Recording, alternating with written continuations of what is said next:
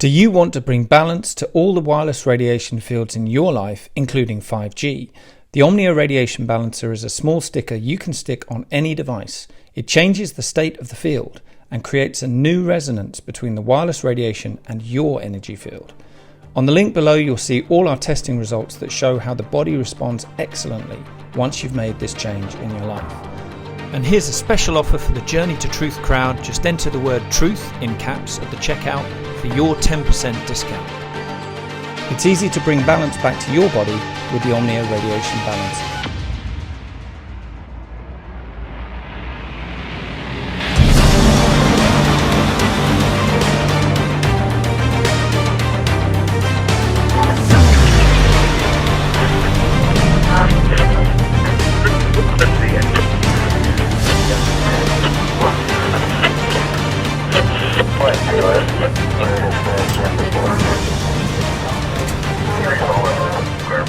You guys are ready. I'm just going to go ahead and do an intro and we'll get started.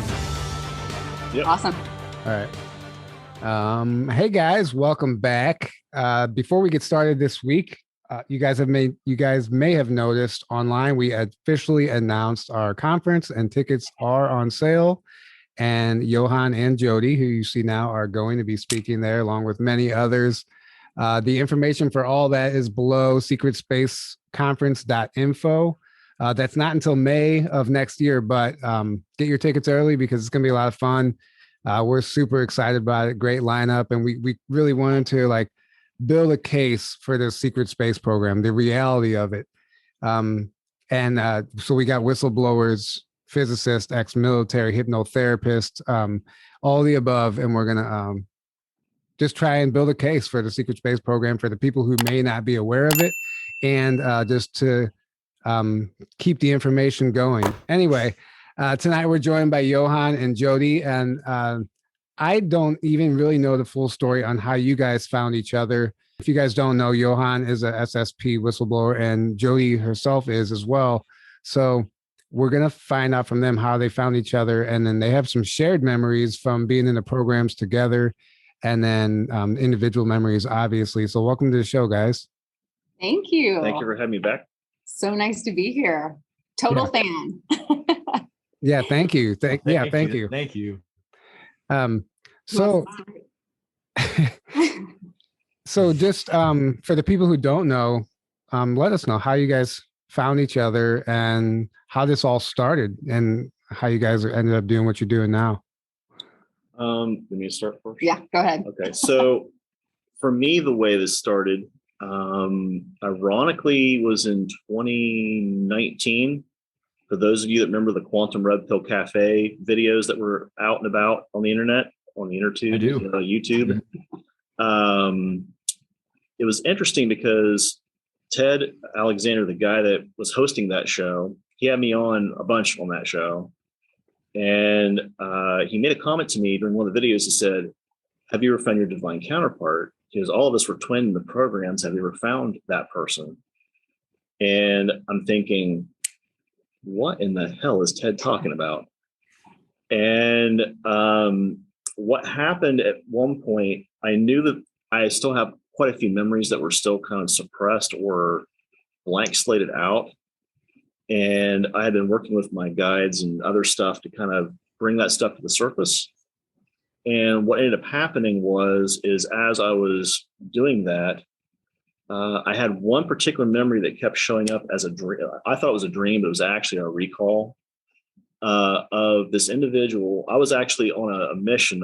You guys have ever watched my videos. I've talked about 70 Vergis B, the massacre that was. Yeah. That particular conflict, we both served in that battle. Jodi was actually a part of my combat detachment, and it was on the surface. That we're actually in by the ring, trying to defend the ring area. And at one point, I got wounded, and Jodi actually took me to this medical site we had.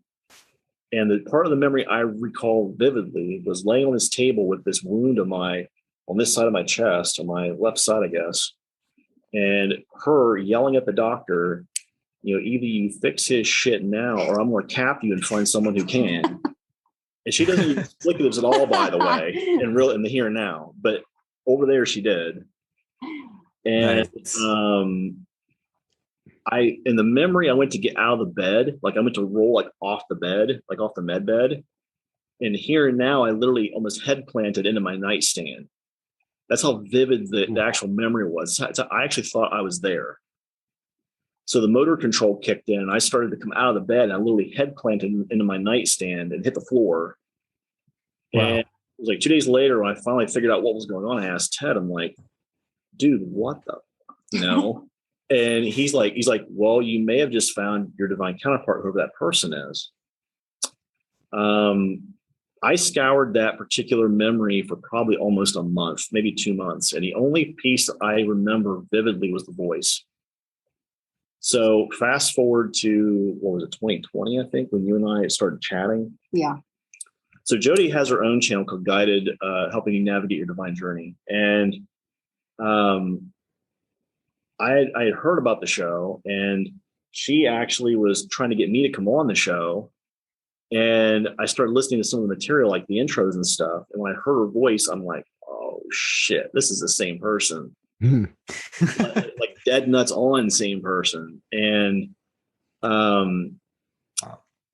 next thing I know, we did a sort of interview, right? Not really like a taped interview, but just her and I chatting. Like a Zoom chit chat. Like, right. So we would talk about this, and what do you think about this? Nice. Yeah. And next thing you know, all of a sudden we're like, we need to have a different sort of discussion. And that's where we actually started discussing recalls, memories. And we were sort of finishing each other's sentences like, oh yeah, I remember this part of boom, boom, boom, boom, boom. And she was remembering parts of it that I didn't remember. And I remember parts she didn't remember, but they both intertwined together. Oh, wow. It felt like a puzzle piece. And this is the reason why in the program specifically, they get real twitchy when people have divine counterparts, because people that are twinned, they have the ability to unlock the other person. They're the key to that lock, memory-wise. And that's why it becomes kind of a big deal. When you have someone who is like that, the minute that person can unlock that key, all of a sudden both people start having all these different recalls, memories coming up. Because what happens is with most of the program material, what they try to control is the limbic system. And the limbic system has to do with your emotions and your memory, your amygdala and other parts of the brain.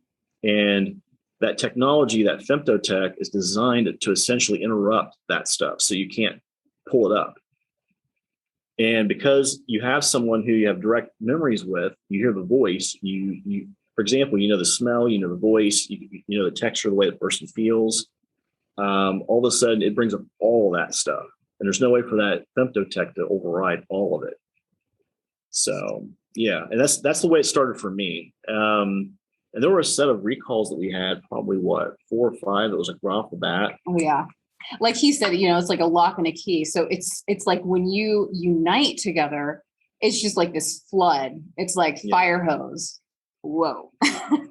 And so there's a lot that comes with that, though. Yeah.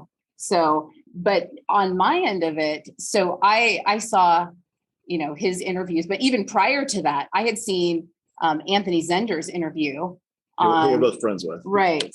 And he was on, whose show was that? He was on Project Camelot. Yeah, actually. Carrie Cassidy's show.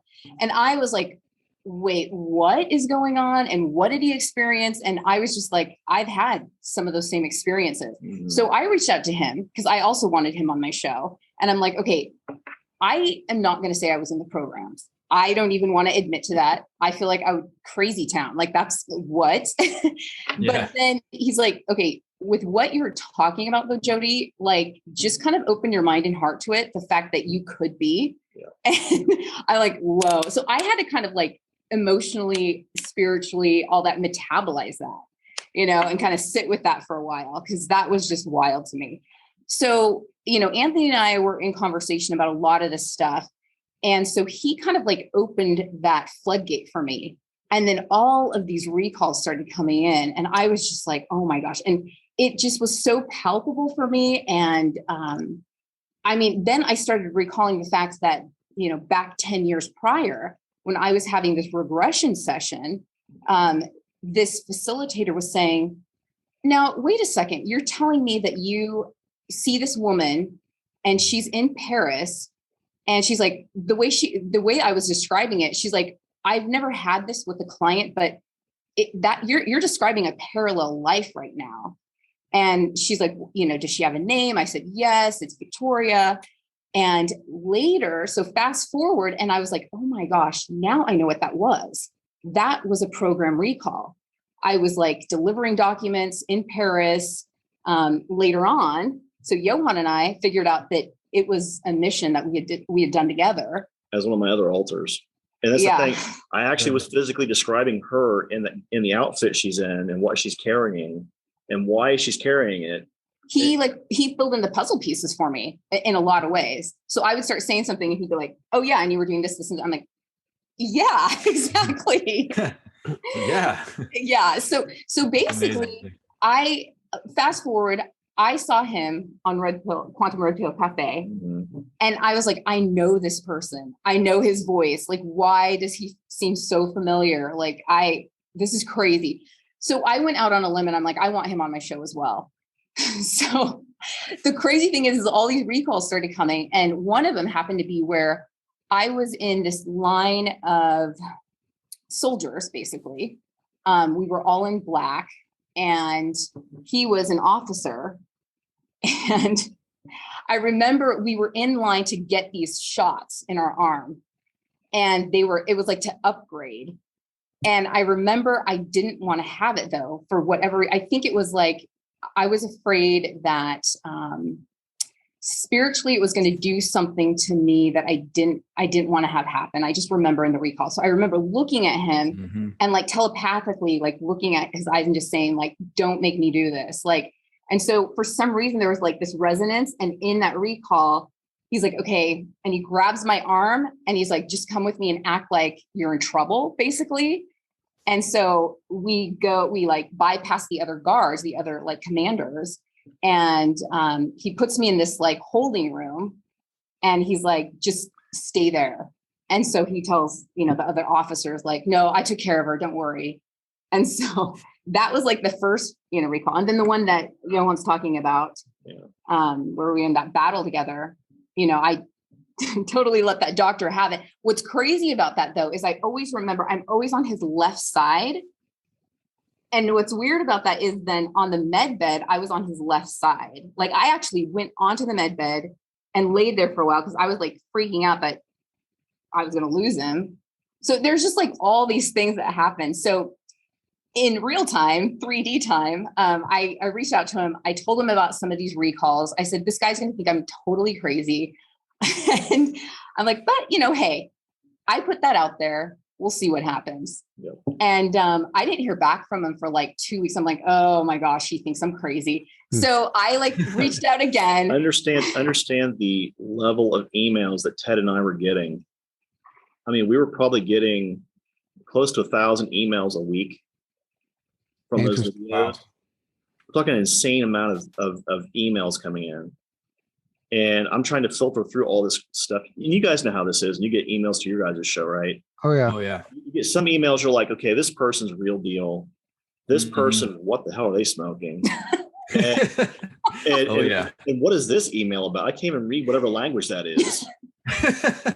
So it's like you go through, you filter all this stuff out, and you're finally like, okay, so what do I do with this email? And there were like 4 or 5 emails I sat on for a long time because I didn't know what to do with them.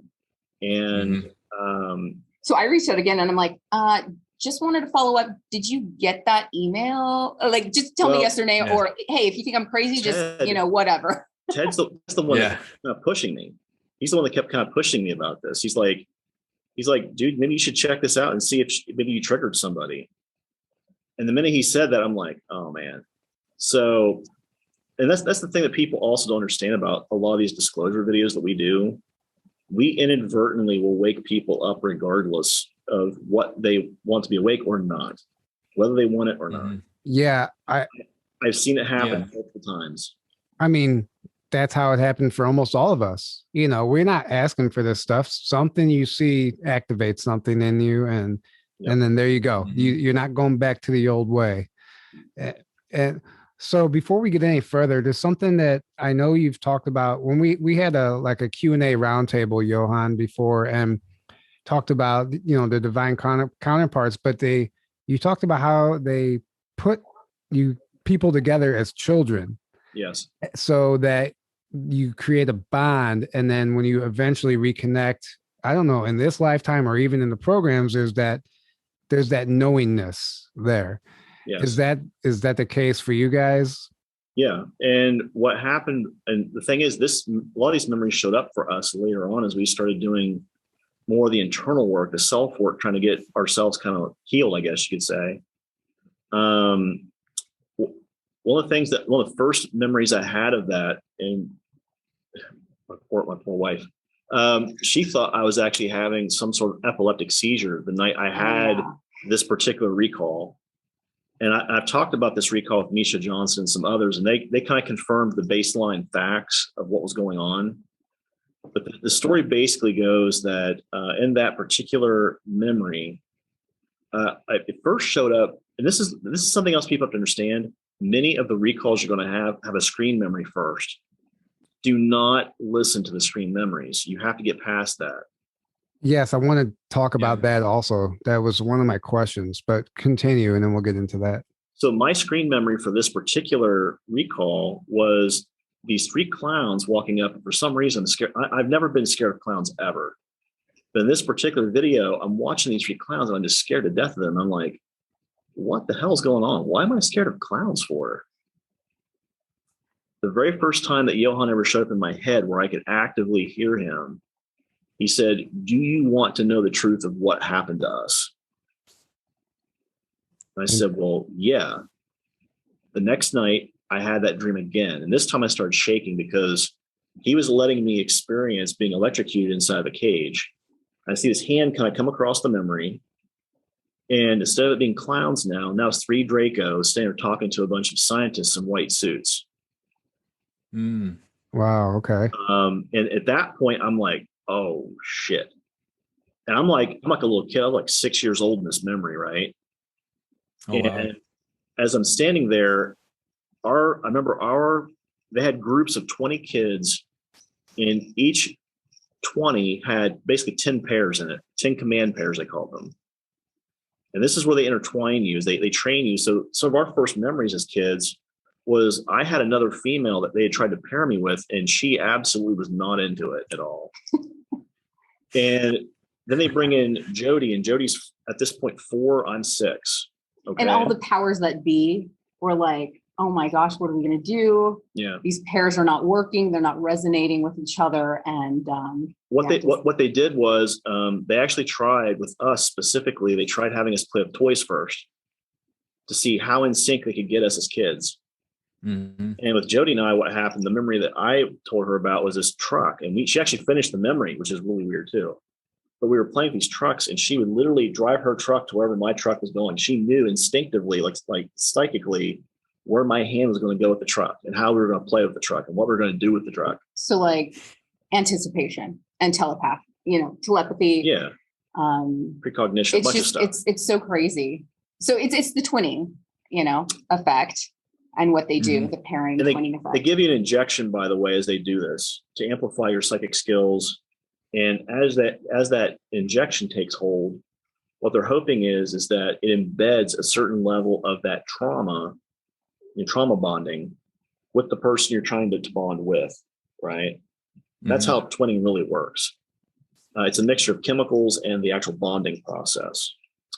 In our particular process, they were screening kids to find out how to get them into these command pairs. And the memory that I was telling you about where I was being shocked, the whole cage was being electrocuted because we had failed a bunch of tests.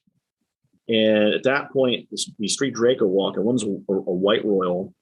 He's talking to this guy, Dr. White, I always talk about, right? Well, Dr. West, sorry, yeah, Dr. West. He's talking to Dr. West, and basically he's asking Dr. West, why is this cage continually failing? Now, what I remember is looking up in the cage, and there's a little number identifier in the very top corner of the cage that says 16. So now I knew my cage number. So he keeps saying there's this redhead girl that kept failing. She kept failing the tests. Because there's what, like probably 20 in the cage. Yeah. 20 kids. About. The Draco tells one of the soldiers to pull this redhead girl out of the cage. They pull her out and she's staying right in front of me. And we're all wearing these weird, like, white, like, undergarments, but they're actually like our suits. And this Draco takes a finger and basically splits her from pelvic area to the top of her forehead. I remember the blood hitting me in the face, and I just freaked out. I freaked out as a kid. Of course. And I remember I'm sitting there, and hopefully you guys can still hear me. Okay, yeah? Yeah. Okay, good. I remember the blood hitting me in the face, and at that point, as the cage is being electrocuted, she's trying to wake me up. All of a sudden in the bed, like he just starts shaking, and I was like, oh my gosh, what's happening? Is he having a seizure? Like I was just like freaking out. Yeah. And so I'm like, babe, are you okay? Oh my gosh, wake up. And he was not waking up. That's what freaks me out. Like, so I sat up in the bed and I'm just like, you need to wake up. You need to wake up. It was almost like this soul to soul communication to him. Like, you need to wake up. Yeah. And then I like turn on the light real quick, and finally he wakes up, and then he was just like, what is going on?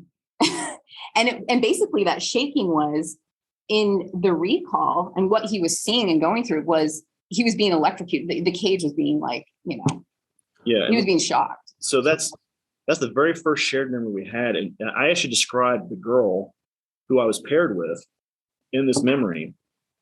She shows me a 4-year-old picture of her. I described her to the T. Really? Everything about her. To the T. Yeah, and in that picture, I'm holding my sister's hand, who's like, she's like 10 months younger than me. But and Johan's like, that's the way you would hold my hand. Really? Yeah. Wow. It's crazy. So this was a recent memory then? Yeah. Oh yeah. Yeah. Okay. Yeah, we've had a bunch of stuff that got triggered off this way, like memories and recalls and stuff, because we're both trying to do the internal work to help each other to get some healing and to get some closure, but also to make sure that we're trying to gain full access to what really happened to us out there or up there, right? Mm-hmm.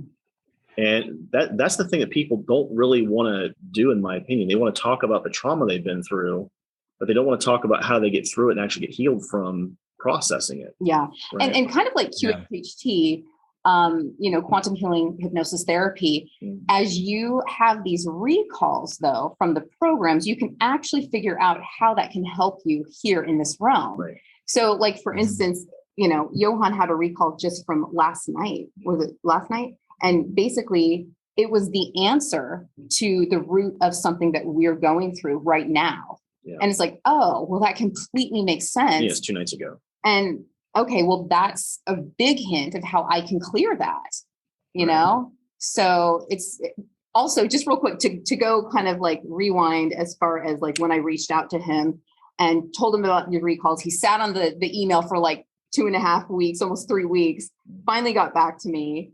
And he was like, okay, let's have a Zoom call. So we have this Zoom call, and no joke, like I felt like he was staring at me, so evaluating me. Like I thought I was seeing a ghost. I really did. And it was like, I don't get unnerved very easily because, I've been a TV personality. I've interviewed so many people, from presidential hopefuls to, just a lot of people. And so because it was so unnerving, I mean, his stare was just like, just so like, like I literally dropped something so I could like, divert my attention, because I was like, what is he seeing? Like, what is going on? That's only happened with me twice. Really? With her, it was the first time. And you guys, if you've watched my videos, you know this guy called Commander Naguma, right? Yeah. Well, I've actually met him in the here and now. Interesting. Really? And it was interesting because the very first time Peter, the insider, and I were chatting on one of our group calls, and this guy comes on the call, and Peter starts laughing. He's like, dude, you look like you just crapped your pants or saw a ghost, one of the two. And I'm like, I think I just did both. Yeah. Watching this guy, and I'm like, dude, you look like freaking Naguma minus the goatee and the Van Dyke, dude. And he's like, what? I'm like, and thing is, Peter's like, yeah, he's exactly right. Wow. So, wow. Well, we all have those people that we see in life that we just recognize, like there's that soul recognition. It's really we just don't know how we know them. right. But prior to all this information coming out about the programs and stuff, people didn't have a reference point. So you just kind of never figured it out, but you just knew that there was that recognition.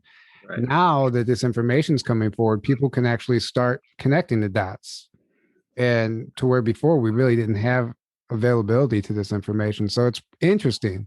Yeah. So when you look at the twinning process again, right, what you'll find is there's always what we call corrupted versions of that stuff out in the universe. Yeah. So you got a twinning process, which we know it's real. It does work. It's happening on a soul level. But the corrupted version of that would be like what you hear when people talk about soulmates. I'm so glad you read my mind. Or right. Or if you hear this thing about what they call twin flames, Mm-hmm. all those things are corrupted versions of that twinning process, that twinned soul process. In fact, I was just going to bring up, because I've had Allison Coe on my show. You've had her several times on your show. She actually did a session with me. And at the time I was dating somebody who I thought was my divine counterpart. And the thing is like, there could be like these false divine counterparts that you think, or your twin flames or your soulmates. But the thing is like, sure, you may need to go through that. You may need to have those experiences to help catapult you to those actual divine counterparts that are for you. So it's to learn certain lessons and things, right? Karma and stuff like that. Exactly. So it's really interesting, the journey taken. It's also about fine tuning your gut level response too, because what I've noticed is people who tend to be looking for that particular level of connection, which in my opinion is about as intimate as you can get.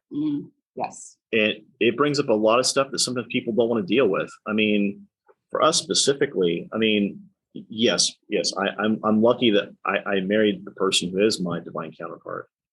But what happens is that if you're not doing the internal work, if you're not willing to do the internal work, it can wreak havoc on you once you know who that person is. And that's where you have to kind of play around with the idea of, okay, how do I handle this now that I know this piece of information, right? You may be married to someone right now, and the divine counterpart's married to somebody else, for example, or maybe they don't have your particular sexual preference or whatever. The idea is that you have to figure out on what level and in what manner you and that divine counterpart can work out that stuff. And that's where that interplay comes into play, is like, how do you figure out how you do that? Because as you meet this person, as you interact with them in the here and now, that's where you start gaining insight into yourself and start gaining healing for yourself.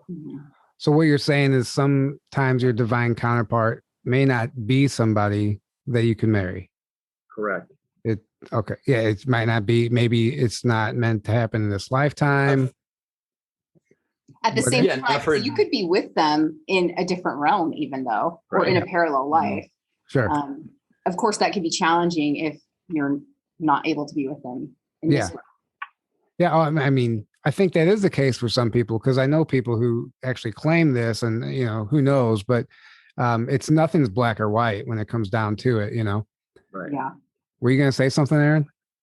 Yeah, I was just saying it doesn't have to be a romantic relationship. I've heard people use the twin flame term, but describing what you just described and saying it could be your best friend, or it could be a parent, or it could be your child, or something. It could be any relationship. It doesn't have to be a romantic necessarily.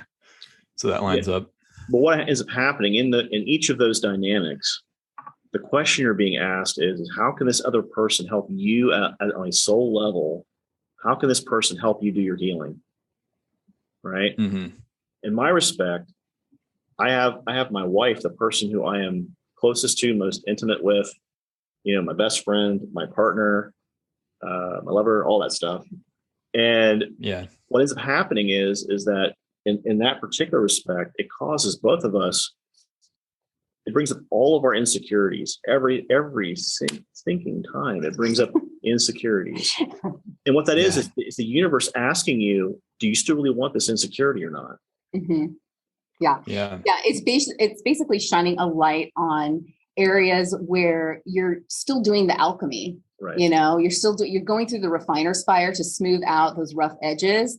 And it's beautiful transformation work. And the thing is just like, Johan said, it's like, are you really committed to this work? Yeah. Do you really want to do this? And trust me, there are days where, so for the sake of transparency, we actually work with therapists. So, and we're doing that because we want to get the most out of this healing process. Mm-hmm. And we also want to be the best partner we can for our partner. Yeah, exactly. And I was just going to say, not only together, but also individually, right? Because, there's stuff from family of origin that, creeps into your adult life and it might, seep into other areas. And you're like, wait a second, I thought I cleared that. What the heck, man? Yeah. Exactly. So for example, like today, we had a subject come up with one of our therapists who he's freaking awesome, by the way. Oh yeah. Matt's freaking awesome. And when we were chatting with him, the subject came up about some of these insecurities, and he was drilling down on me in this particular conversation because he's saying, I'm really feeling for you right now because I really want you to get this idea about how freaking awesome you are. And I've had certain insecurities that have crept up because of some of this stuff that's happened with family of origin. And it was tough. It was tough to work through that, but we did work through that. And that's what happens as you do the healing process. You start realizing that the divine counterpart, in my case, my wife, they're actually there to help you. They're there to assist you. They're there to help you grow. They're there to help you emotionally stretch. They're there to help you get your head around who you really are on a soul level.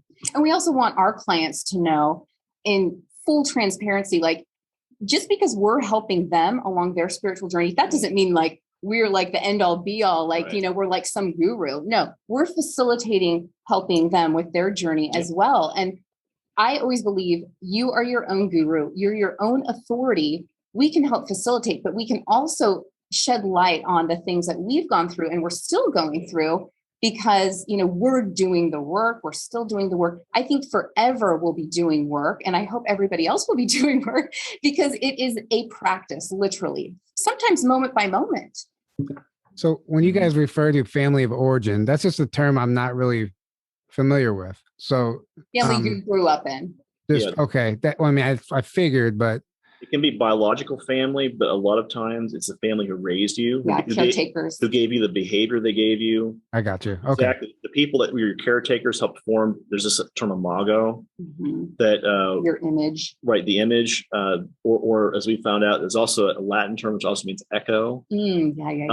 So depending upon who those caretakers were, could have been your grandparents, it could have been your mom and dad, your biological mom and dad, who knows? But those individuals are the people that help shape you to become the person you are. And they're the people that actually are your family of origin. They're the people that created the image of how you view yourself and significant others in relationships.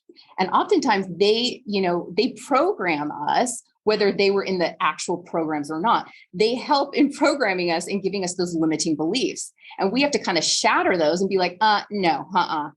This is actually my divine self. This is actually what helps me align with the divine creator. Yeah. And I need to purge all those things that you programmed me with, or that the programs programmed me with. And I think, Johan was touching upon this earlier, and that is, we want to help people not only recognize and be aware that, they may have been in the programs, but also help with their healing. Because a lot of people tend to cycle through this trauma and stay in it.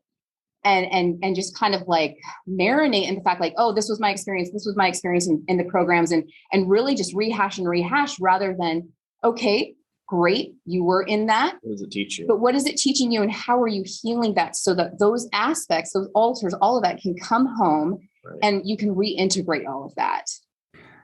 Yeah, this is all extremely helpful stuff. I know probably not the information people were expecting to get out of this episode, but this is actually the most important. It's the most important stuff, because everyone watching this is going to relate on some level. We're all going through shit right now, and it's not easy. I mean, we're in the middle of a world war, literally, and it's not just the external events, but it's stuff that's going on individually with our relationships and our family and stuff. And people are struggling right now. And, you know, whenever it's not going well here at home and it's not going well out in the world, people are losing hope. So this is good information for people, I think. And thank you guys for doing what you do.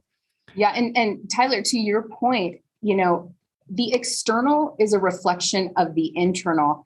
And the thing is it's this quantum echo that, you know, maybe in our parallel missions or, you know, other missions in certain programs, maybe certain people are still in their 20 and backs, or, you know, still being abducted or still being used. They're feeling those quantum echoes in this realm right now. And so that's where the healing really comes into play and really needs to be done. Yeah. No, I agree with that. Yeah.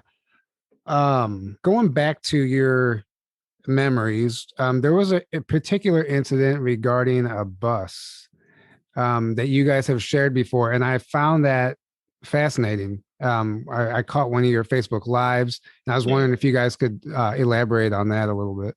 So you kind of filled in the pieces for me. Yeah, Jodi actually had the initial part of the memory, and one of my other alters, Victor, actually was telling me what the other part of the memory was. He's like, what she didn't see was these other pieces. Mm-hmm.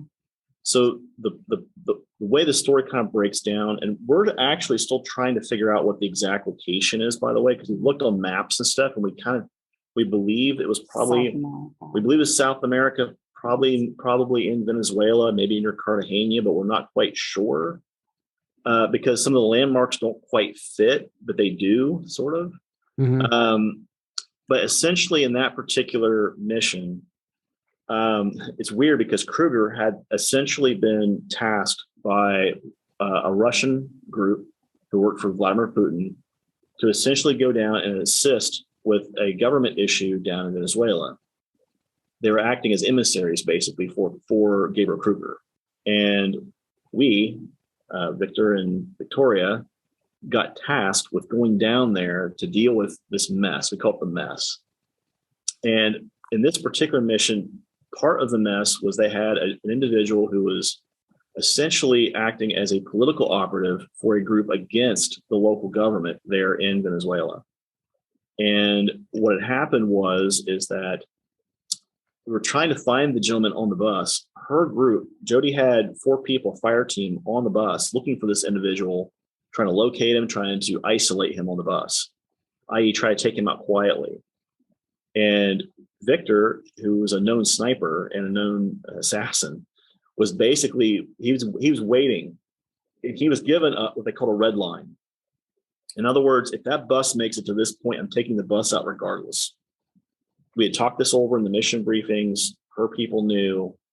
And in her part of the memory, she got to the street right before the red line. See, I didn't know any of this prior to him filling this in. The part of the recall I knew is that I was on the bus with my team. There were a lot of women and children on that bus. And all of a sudden I get this like psychic hit, like, okay, Victor hitting her. You've got to get these women and children off this bus, like now. And all I knew is that wasn't part of the plan. So I tell, the rest of my team, we got to get them off the bus now. And they're like, what? I'm like, no, we have to do it now. And they're like, okay, they trusted me. So like, okay, let's get them off. We get them off. And within like seconds, the bus blew up. And so then Johan tells me, well, this is why. Yeah. Victor, basically, the guy who we were trying to hit was still on the bus. He was asleep on the bus, actually. And as the bus rolled forward and all the people got away from the bus, Victor took the shot and actually blew the bus up with a particular type of round called Herf round into the gas tank. And when it blew up, the Herf round basically brought the bus up and shattered the bus and killed the guy and the driver on the bus. So when he tells me that, I'm like, oh, okay, that makes sense. Yeah. I get it now. Okay. So that was the first shared memories we had in terms of like what I'll call on Earth missions, I guess. Would be a good way to say it. Terra mission, Yeah. Missions here on Terra. Mm-hmm. So just to help people understand and clarify, you're talking about alters, and people know you as Johan, and then now you're saying Victor. So how would this work in the programs? Is this another timeline? Explain this so people can understand. This is where things are going to get a bit convoluted, so we have to be kind of careful the way we say this, right? Okay. When they put you through the trauma training as a kid, MK Ultra, what they do is they fracture the mind. And essentially, initially as a kid, usually when you're very young, like 2 to 3, you're going to get probably anywhere from 6 to 12, what they call splinters. Those splinters or fragments become the strongs. And those strongs end up becoming the parts of the mind that stay even after everything else is subsumed back into the subconscious. A good way to look at it is like genetic wise, you might think of something as like a dominant and a recessive. Yeah. So you have strongs, alters. You also have submissive alters as well. Mm-hmm. Not in the term of like, okay, yes, and we'll say something. It's not a BDSM type submissive. Yeah. This is actually, the term submissive in this case refers to the fact that these particular alters they're not the type of alter that would go out and do something drastic. They're more passive, I guess. Yes. Mm-hmm. Good point. They're passively trained. Yes. And Victor and Johan were both strongs for me. So I am considered the oversoul, and they're both splinters or fragments from me. Explain who Victor's like as far as the movie. So Peter the Insider and I were chatting about this, and I asked him, I said, look, I've got all these weird like images of him doing like all this weird gun fu and stuff. And Peter's like, well, that makes complete sense, because the guy who came up with Hitman 47 essentially took information from a file that was based on Victor and put that into the game, because they thought this is just too unreal. And really? The thing is they're basically mimicking a Kruger asset as a hitman in the game. So Hitman 47 is a game? Yeah. Also a movie. It's also some movies. Okay. Too. I didn't even know. Yeah. So that is where some of the comments under these videos, people are like, this is all bullshit. This guy's just repeating a storyline from a movie. Like, but, oh, this is from this game or this movie. But they don't consider the fact that they got the idea for the game from something that actually happened in a black budget program. And that somebody leaked it, like disclosure. Yes. On purpose, actually. That's actually, so I had an individual, he tried this with me as well during one of our videos. And what he didn't realize is the movie that he said I was quoting came out 9 years after the actual picture was taken. Oh, okay. Really? Thomas Costello pictures came out 9 years prior to the movie that he was quoting in that particular video. And the movie themselves reused and what's the word I want to use? Re-encapsulated some of the pictures to use them in their video, the movie, to make a more dramatic scene, right? Yeah. And that being said, yes, this happens a lot. So what you'll see game designers, you'll see movie producers, movie executives, writers, screenwriters, actors, all kinds of people will be approached by these individuals who are in the programs. And what they do is they see these ideas into the unconscious mind of the collective. And they do this so that you're conditioned to believe when this stuff shows up, is it real? Is it not real? And oh, by the way, you've already seen this. Yeah. Exactly. I'm reading a book right now called The Dulce Protocol. It's all about information on Dulce, New Mexico base.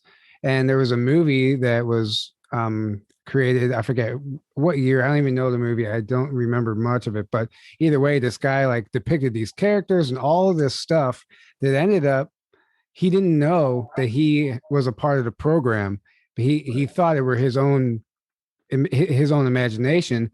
And I forgot, like, other people later came forward with specific information, and he started flipping out because he was like, there's no way, like, I made this up. And then he realized after some recalls and stuff that he had actually been a part of the program, and it was a good example of what we're talking about here. The Day After Roswell, right? That book. For those who have not read it, please go read it. This is an example of how the U.S. military did this in 1947 through 1956. They used the Office of Strategic Intelligence, the OTI, and the Office of Air Force Intelligence, I believe, to basically take this material from the Roswell crash. They put it into the hands of civilian labs and schools, by the way, and said, recreate this technology using what we have here. All of a sudden, we now have night vision, fiber optics, lasers, semiconductors, and all kinds of craziness. Sure. Yep. Yeah.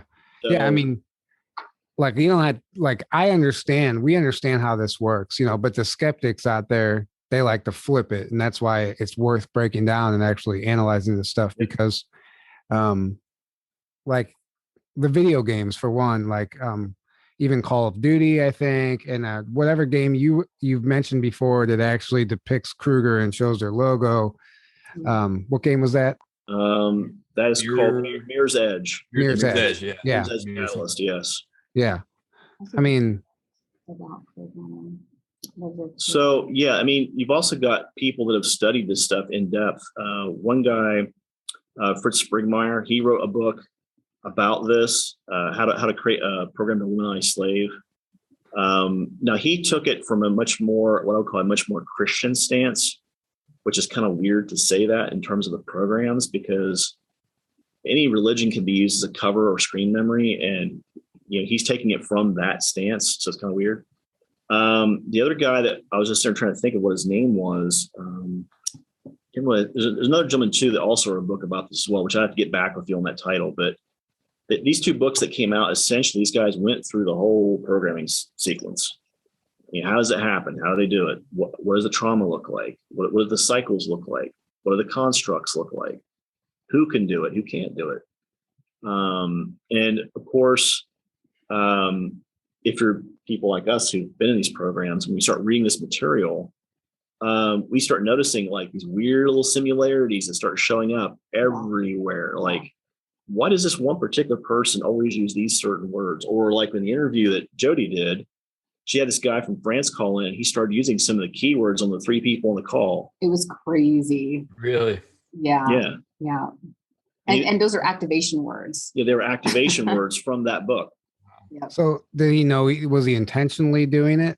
Yeah. Yes. Yeah. So so the producer just shut him down. Yeah. The host was like, no. We're going to have the producer shut it down, because she knew exactly what he was trying to do as well. Yeah. So really? Very bizarre. So, I mean, I'm actually impressed that she knew. I mean, that's not common knowledge, I guess. We were all super soldiers. Okay. So she was also. He was aware. Yeah. Interesting. Yeah. So there, I guess, buzzwords, for lack of a better term. Pardon me. And then you guys see these as like a red flag, or okay. Yeah. Well, when they're used in that combination, yes. It'd be one thing if we walked in and we said, blue bananas, right? Which is not a keyword at all. But let's say it is in the programs, for example, right? If I walked in and just said blue bananas out of nowhere, that would be one thing. When I use that with 6 other words, which in this case, the guy used a continual set of 12 words, all programmed keywords, that's like mathematically beyond coincidence. Mm-hmm. Yeah. Speaking of which, this is so weird. So Johan was explaining this to me one night. We were coming back from a long drive, and all of a sudden, just hearing about this activated something in me, and I just started going off. I was like, blah, blah, blah, blah, blah, blah, blah, blah, blah. And like, you looked at me like, what? And so we wrote it down, because I'm like, what does this mean? And we found out it was an activation code. Yeah. And it just was like, codes. it was just like a download. Like all of a sudden it just like came to me, and I was like, this is crazy. Triggered a download and And I'm like, why am I suddenly just getting this download of this code? So it was obviously embedded in me, right, and it just had resurfaced. So we figured out what it meant and all that. So it's crazy. So going back to the screen memories, how because there's right now in particular, you know this, there are thousands of people coming forward with experiences and memories and whatever the case might be. And, how do you distinguish between a screen memory, a real memory, what is an actual recall, what is not an actual recall? I know people are wanting to know this stuff, including myself. So to split up the recall question first, a lot of times when you hear people talk about ego getting involved, when you hear people paint themselves as like this Superman kind of character in the story, you can almost guarantee that's crap, because that's just not the way it works. I've even had some memories that I've even questioned. And Ted and I have talked about this ad nauseum on the Quantum Red Pill videos. I had one that I really questioned. Like, I was like, this can't be real. And then one day, Peter and I were just chatting about it, and it was a mission we did in Syria.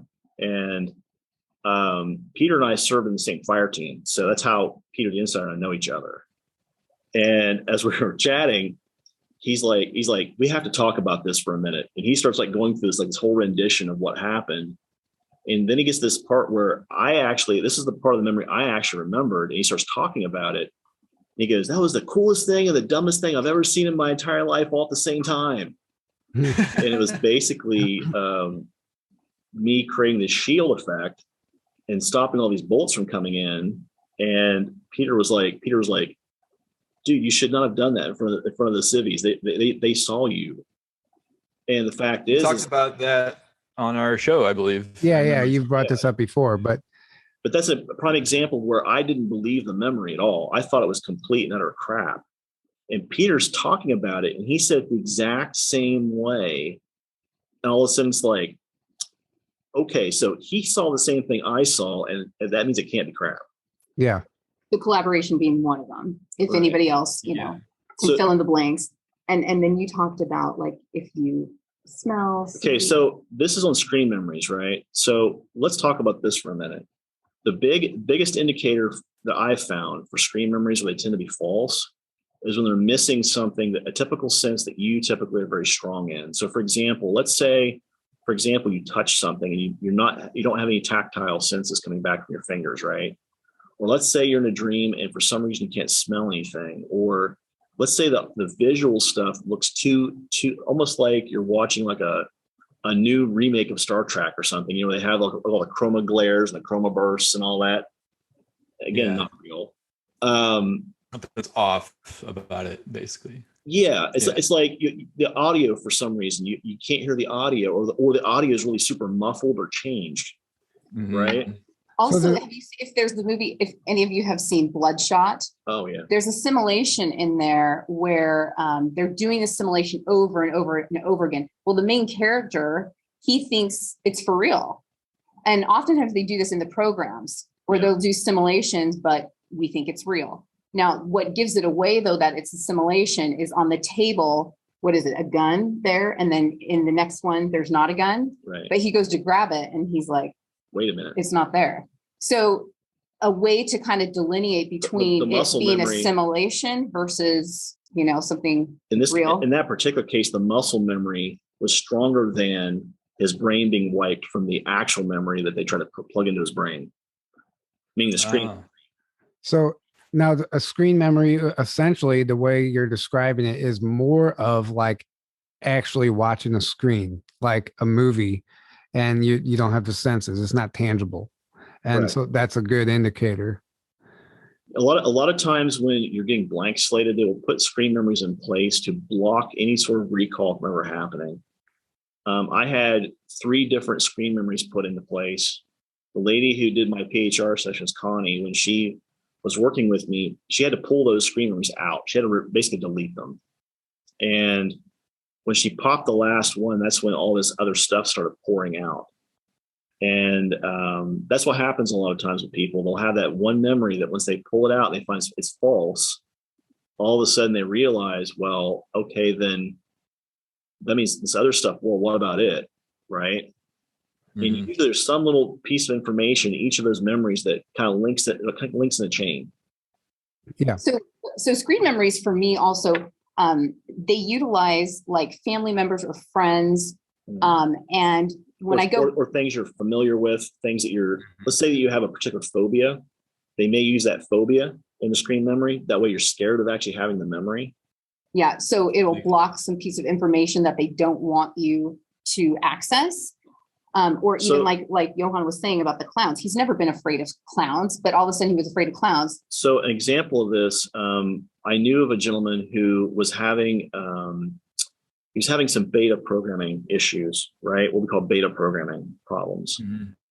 The actual screen memory that was blocking him from actually working through it he's scared to death of mice. And they were using this picture of a gray mouse in the memory.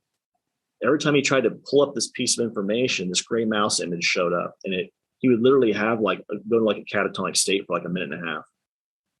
And this is how they do it. They find out what your fears are, and they use that to make sure that you can't get around it.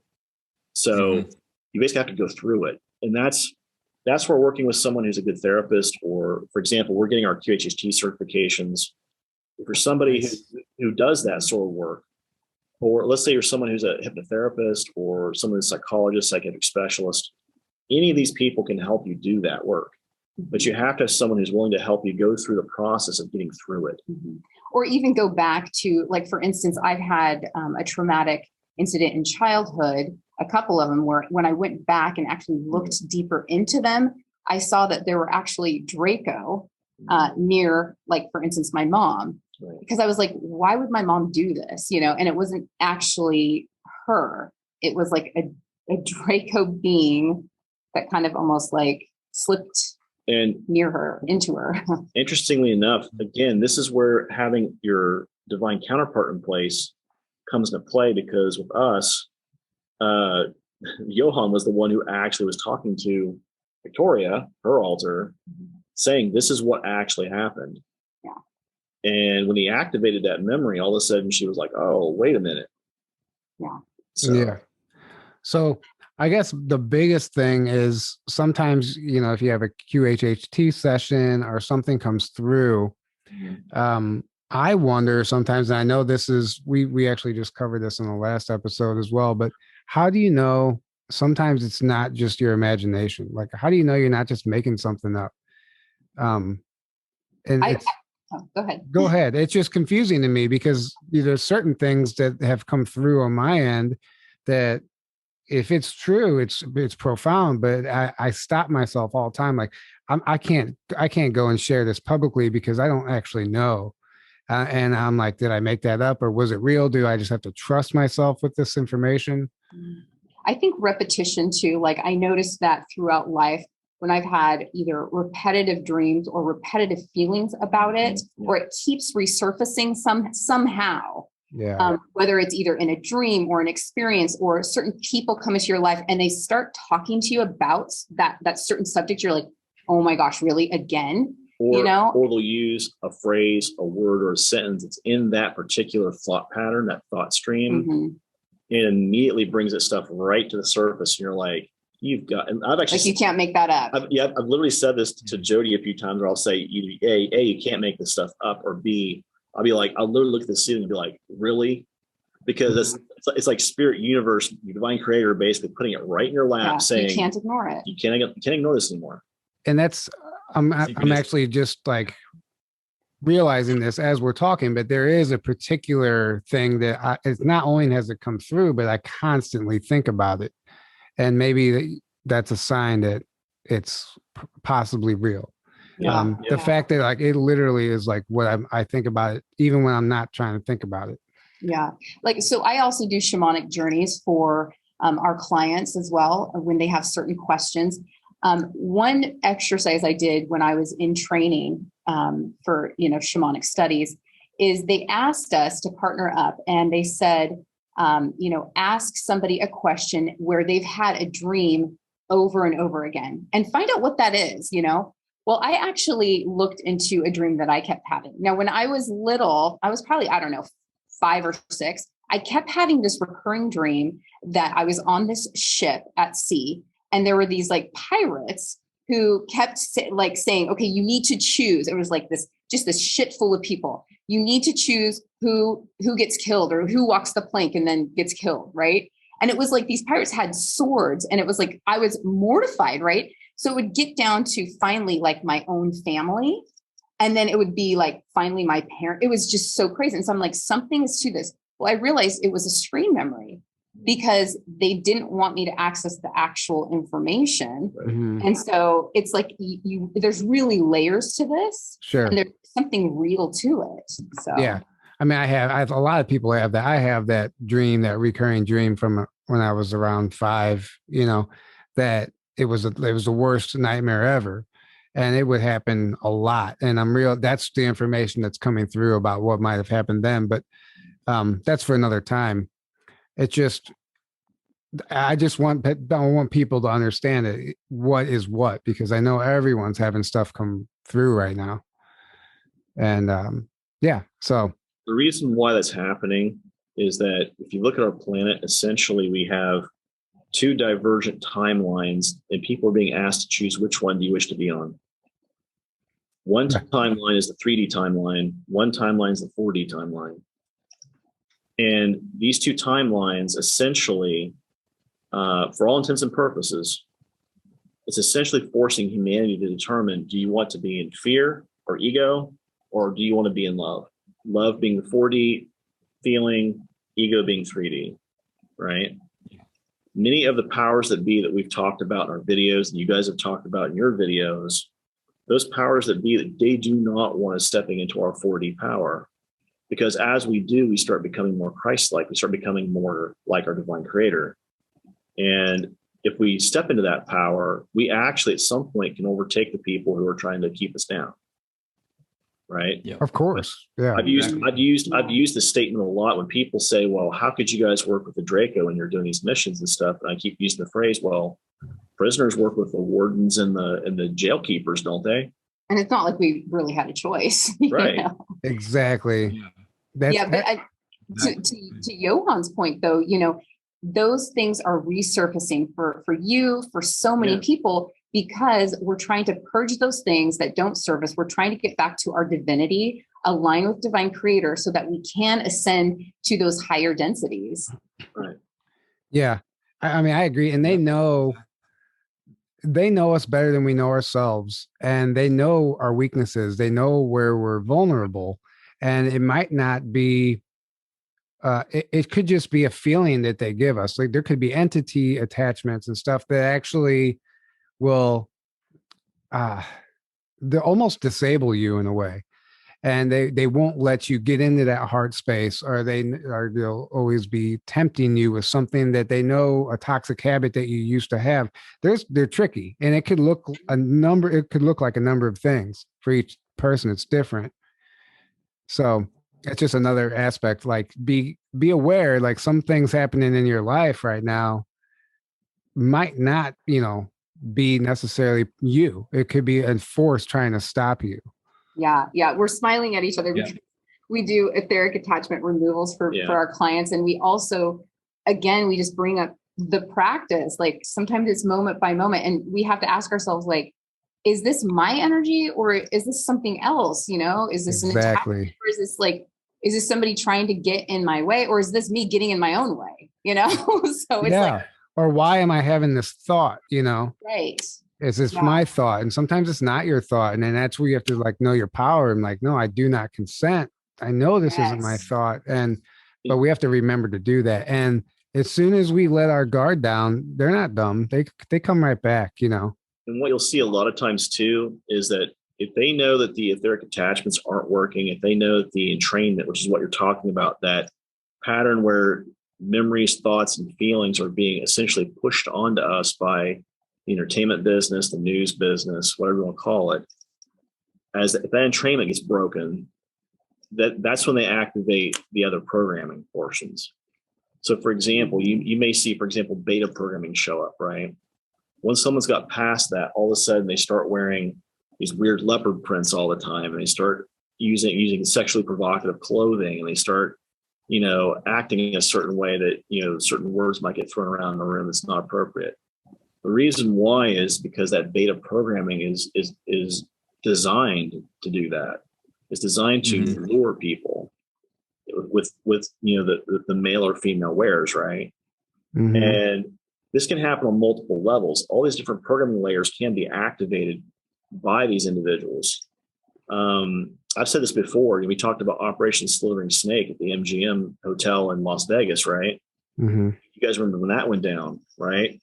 Well, that was an asset that went awry or was triggered by the CIA to do that particular job. There's no other reason why that happened the way it did.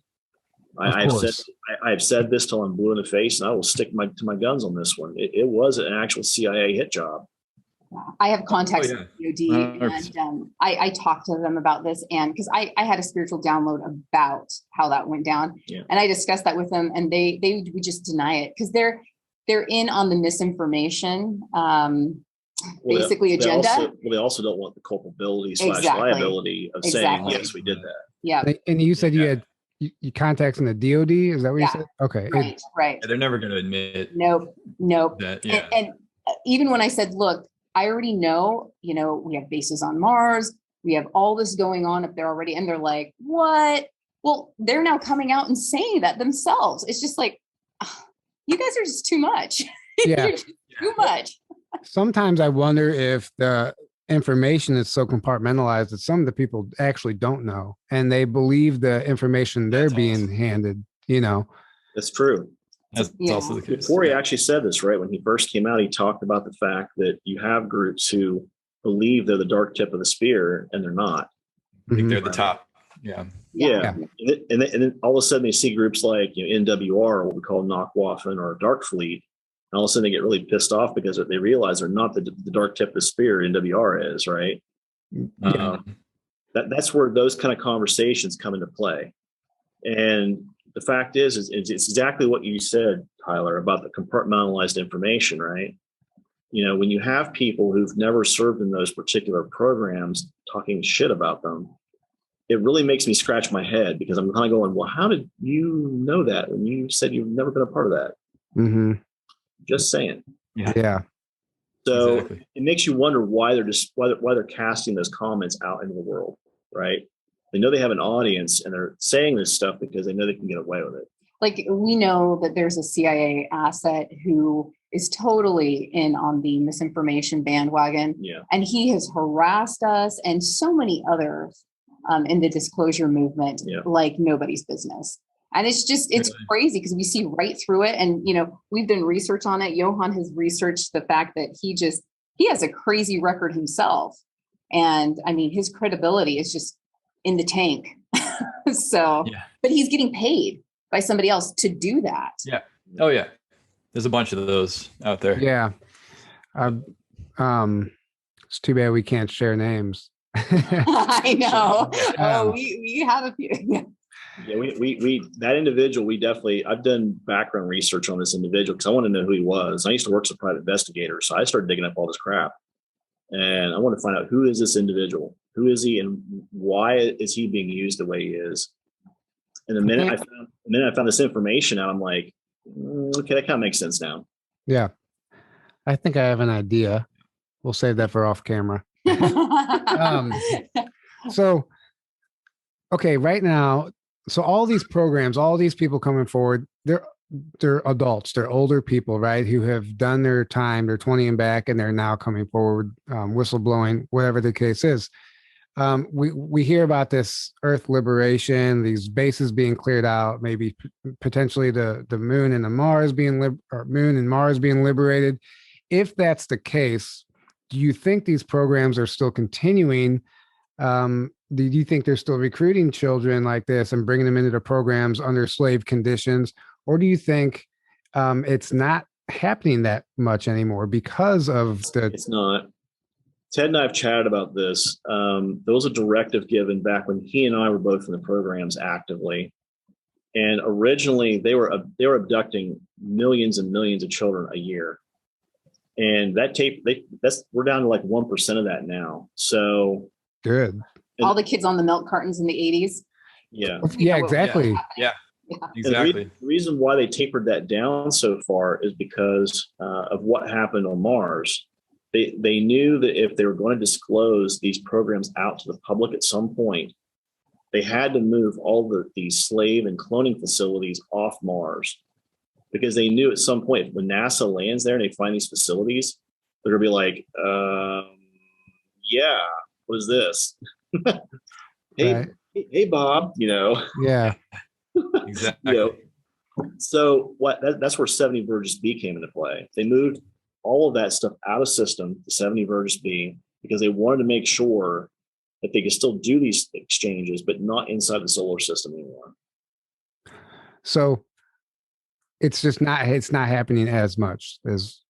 However, there are still active missions, and there are people who are still doing work, and they're still abducted to do missions. I mean, we do a service called Secret Space Program Information Access. And so like Johan will utilize his alters to access information for them. Number one, to let them know if they were in the programs or not. Number two, some of them are still very active, some of their alters. Yeah.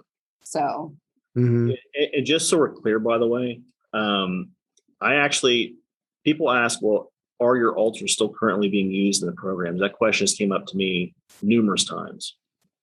And I actually was questioning that up until about a week ago. Oh, wow.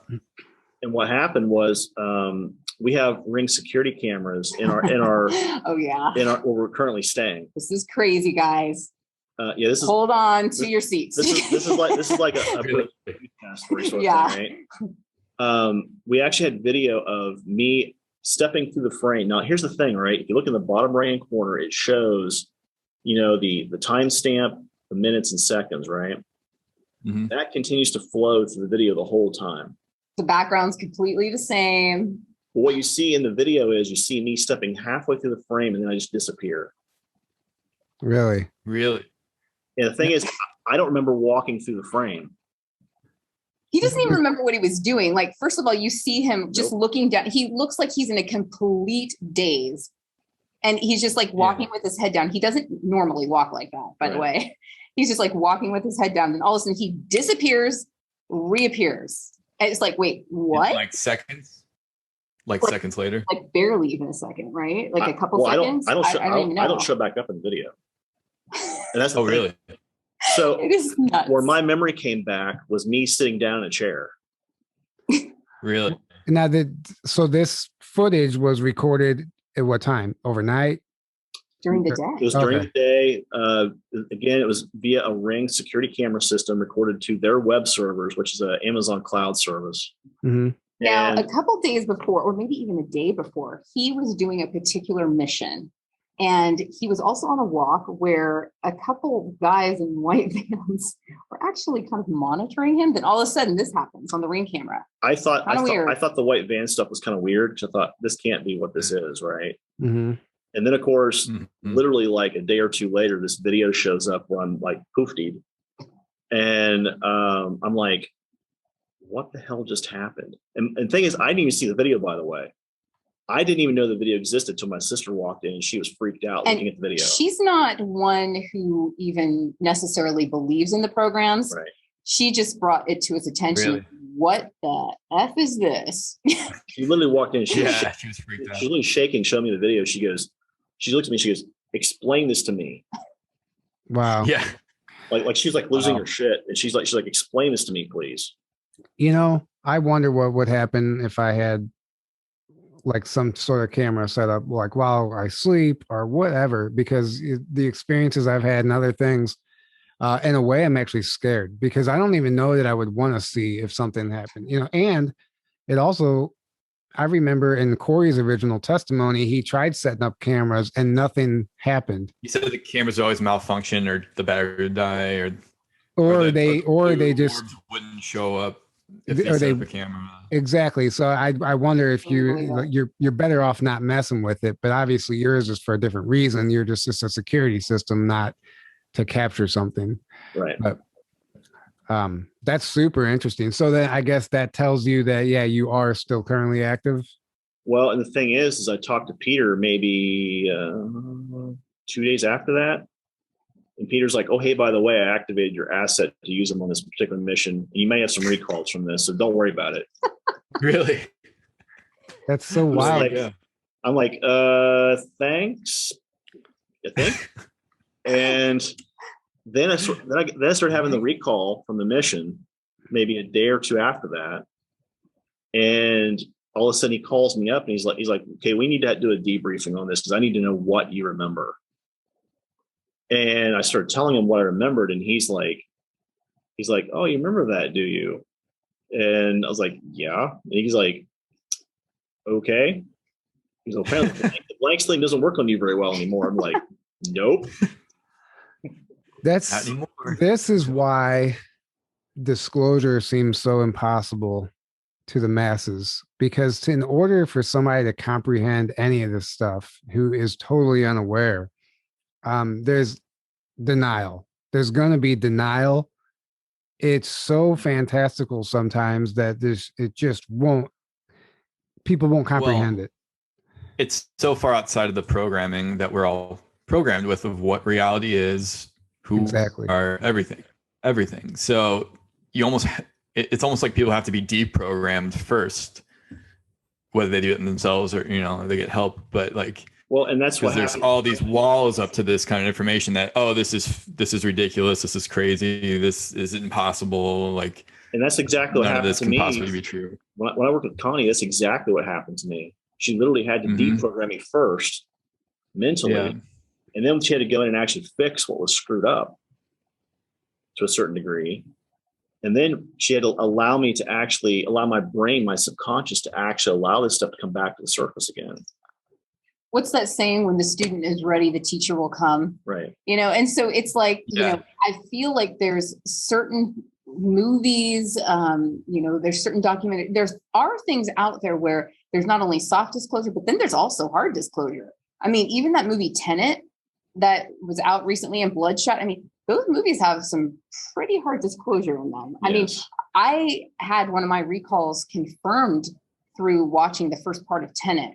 I was just like, wait, what? Wow. Okay. Really? Back to filling the gaps. I still have to see that movie. Yeah. I just wrote those down. It's good. I just wrote those down because some of these movies I know for a fact, Tenet, what you see with Tenet specifically is it's a mixture of ICC temporal operations and Kruger. And that's what you see being mixed in that movie. And ICC temporal ops, their job is to essentially monitor, maintain, and protect timelines. So are you guys aware of the movie Tomorrow War that just recently came out? Have you seen that? I haven't seen it. I have seen it. So do you think that does a pretty good job at depicting, Aaron's froze. And there he is. Do you think that does a pretty good job at depicting like a 20 and back, but they do it in 7 days, right? Like they're taken out and they go 7 days and then they come back. To me, that's a form of disclosure, but they only, instead of 20 years, they're gone for 7 days to do a mission. Right. Do you think that depicts it pretty well? No mind wipes or anything. So beyond the actual technology that takes them there, I mean, if you remove that technology for a minute, yes, that's technically the alters that are used in those programs, they're highly trained. They take kids when they're 2, 3, 4, 5 years old. And by the time they're 18, they've got, anywhere from, 12 to almost 18 years of programming. So, I mean, 16 years of programming, right? Mm-hmm. So they've got all this programming. Essentially, they're hardened soldiers by the time they're 18. And what they do is they wait until you're 21 to actually activate the asset and use it. Because legally, they're required by a soul level agreement and by a legal agreement to not do that before then. And what happens is that movie talks about this idea of who and how you can interface with people over there, right? Mm-hmm. The quantum echo portion of that is highly accurate because in that movie, you see that the protagonist, he actually talks to this she's a colonel, right? The colonel that he talks to ends up being his daughter. Yeah. And that's exactly the type of quantum entanglement stuff we see showing up here when we come back. Yeah, and that part resonated with me because it kind of tripped me out, but it made sense because we listened to you guys all the time, all these meaning whistleblowers. And I was like, this is kind of exactly what I would imagine would happen, had it been, if it were to happen.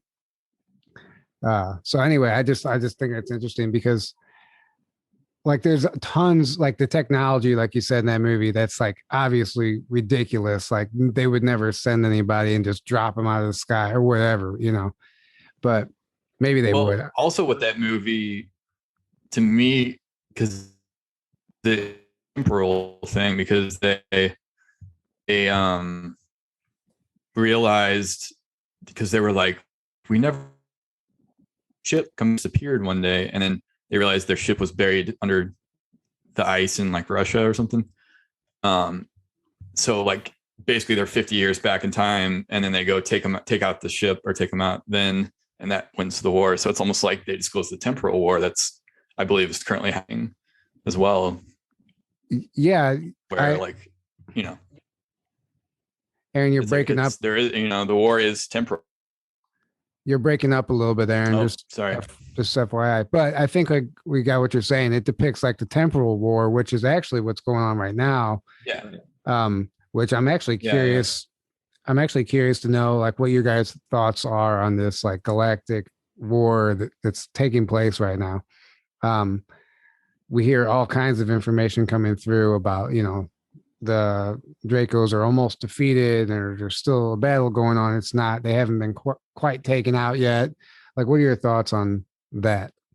So basically, in August, I was just going to bring that up, the treaty. Yeah. In August, the treaty that we had with the Draco expired. On the 2nd of August. Was that the Desert Accord Treaty? Or no? This was an actual accord that was struck between humans and the Draco in terms of use of Antarctica, back with the Germans, the Antarctic Germans, right? Okay. Yeah, NAZIs, right? Is that why they're all fleeing Antarctica? Of course, the video freezes up at that point, right? So, well, hang on a sec. Let me slow you down, just because we're all freezing up here all of a sudden. So, Aaron asked, is that why all these nations were fleeing to Antarctica recently? Yes. Okay. The reason why that was happening was because when they uncovered the group that's down there, and again, CG talks about this in his video, and a lot of others have too. This group essentially was fleeing destruction when Maldek got destroyed, which is now our asteroid belt, right? Mm-hmm. Yeah. They came to Antarctica. They crash landed there, cannibalized their craft, and in turn started cannibalizing us as a species too, right? The secondary part of that is the part that's less talked about, and that's where you had these Draco who later followed on behind them, took over their facilities, took over the base, and at some point when Base 211, New Schwabenland, was formed by the Germans, they ran directly into the Draco. They were told by the Lyrans where to find these Draco. And that technology that they were given was actually tested there as it was tested in Germany. And they eventually left from New Schwabenland, Base 211, to go to what's now the LOC. And this is where you have like your Third Reich in Germany, Fourth Reich in Antarctica, Fifth Reich at the moon. So. And you're seeing quantum echoes here going on right now. I mean, with Ida, Hurricane Ida, all that, the destruction that is happening, the flooding, but then you also have the stuff going on with, the Taliban and Afghanistan. So just all this chaos going on, it's going on multiple layers. Yeah. So, okay. So yeah, a few things. Like I always wonder, like the stuff that happens in the Middle East, or is this all cover for like a space battle, or yes, like. I mean, I think in the past it's been pretty clear, but this time around, I wonder if it's the same thing. Like there's something going on there regardless, but they have to give it a false narrative. So they create all this activity right there in the same area. So it's not even like they're diverting your attention away. They're just creating an excuse for what's really happening. A distraction. Yeah. Yeah. So, and then you say in August, this treaty or this accord or whatever ended. It ended. So, it was not renewed. So what does that mean for us moving forward then? So, for example, let's look at New Schwabenland and let's look at base 211 and the LOC, right? Yeah. All these locations were essentially Draco controlled, Draco owned. Well, what happened is that you had Earth Alliance, so we need to talk about this for a minute. There's what's called Unified Alliance Command, UAC, right? The alliance essentially is split into two main factions. You have Earth and Space Alliance, right? Earth Alliance specifically focuses on Terra and on the moon, where Space Alliance focuses outside the asteroid belt primarily, out toward the Oort cloud. And Earth Alliance tends to focus inside the asteroid belt, primarily around Earth and Moon. Earth Alliance essentially was brought in, and they were used to eliminate many of the Draco that were down at this base. We're talking like over 2 million Draco plus that were at this base.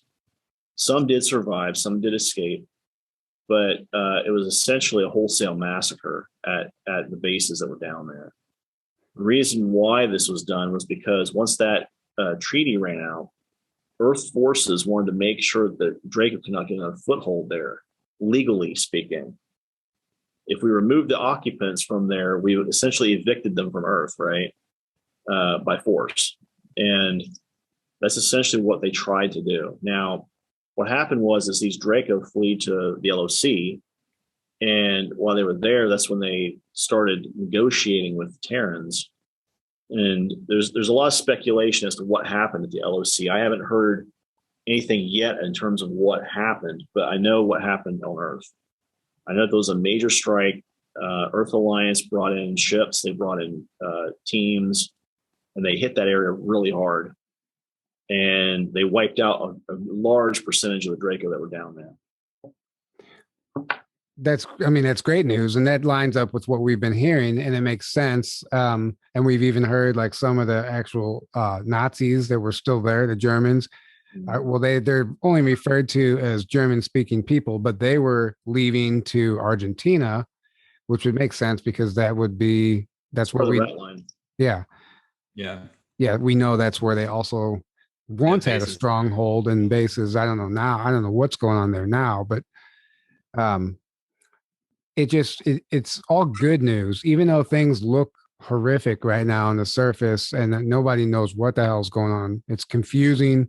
Imagine if you were members of this cabal, right? Quote unquote cabal. Yeah. Imagine if you were someone who is used to having all kinds of power because you aligned yourself with this particular ET species. And all of a sudden, this ET species is now not barking orders at you. Essentially, the dog has no master at this point. Yeah. Interesting. That's exactly what we see happening is these individuals. For example, look at Jeffrey Epstein, right? He's a prime example of what we're talking about. He was a handler for many of these high-profile people in Hollywood, in politics, in royalty. And because of who he was, it was speculated that he was part of this inside cabal group trying to keep the reins on these people by keeping leverage on them. And he was one of the people that they were trying to silence, because if he spoke about what he knew and who he was connected to and why, it would blow the lid off all of that stuff too soon. Yeah. People just grasping for the power that they have left. Right. So, this is not over. You have Earth Alliance that's going to be helping leaders, at least those who understand that this all needs to be cleaned up, right, and the leaders who are on the light side. And there is going to be a battle in the future from what I've journeyed and seen and what Will has channeled. Mm-hmm. So this isn't over, and we just need to hold on tight, do our inner work. And, but Earth Alliance is going to help, and they're going to activate some assets. Well, and that's the overall message from everyone right now. It's like, guys, it's not getting better right now. Not yet. There's some things that need to happen first. There's an order of operations before we can actually. The light is winning, but it's not over. Right. Yeah. Right. Yeah. Exactly. We do have a lot of help. We have a lot of support. However, yeah. A lot of ET, benevolent ETs are helping as well. Yep. Exactly. Yep. Yeah. And then, people are like, one of the common questions is like, how much longer? It's like, holy cow. But I don't know if we're supposed to know how much longer exactly? I mean, we have gotten certain things as far as when is full disclosure going to happen? When is that final battle going to happen with like Earth Alliance against Draco type reptilian, ET, malevolent ETs? We have gotten certain timelines that's malleable though, because decisions that people make have an impact on that. Yeah. And we keep hearing like 2035 to 2055 is like the probable cleanup phase. Yeah. But again, that's subject to change, because as we make changes in our decision tree, that changes that timeline a lot. And Peter talked about this actually in one of his videos he did with James Rink, where he said, now that the egregiory has switched to mostly positive, or 50% positive, that was the sign that most of these benevolent ETs were watching for. They were waiting to see when that egregiory would flip. And once it flipped, that was the flag to say, okay, humans finally got it. Now we can go and we can assist them if they are actually requesting assistance from us. It's like they tipped the scales, so to speak, with the egregiory. Yeah. And part of that was done because of all the star seeds that were dumped in the planet that were born here. They already know where they're from. They already know what energy they resonate with. They already know where their home is. It's not Earth. Yeah. But they're more than willing to help Earth out. So they basically shifted that egregiory in such a way that people wanted to help other people, which made the egregiory more positive. That's why the inner work is just so vital and important, because these decision trees that we're talking about and these branches, they can actually really impact the certain timelines. It's just vital. This is the way I explain it to a lot of clients and friends, is that like, you know, a great psychic could tell you, okay, I foresee this, and this happening to you. But that's at that precise moment.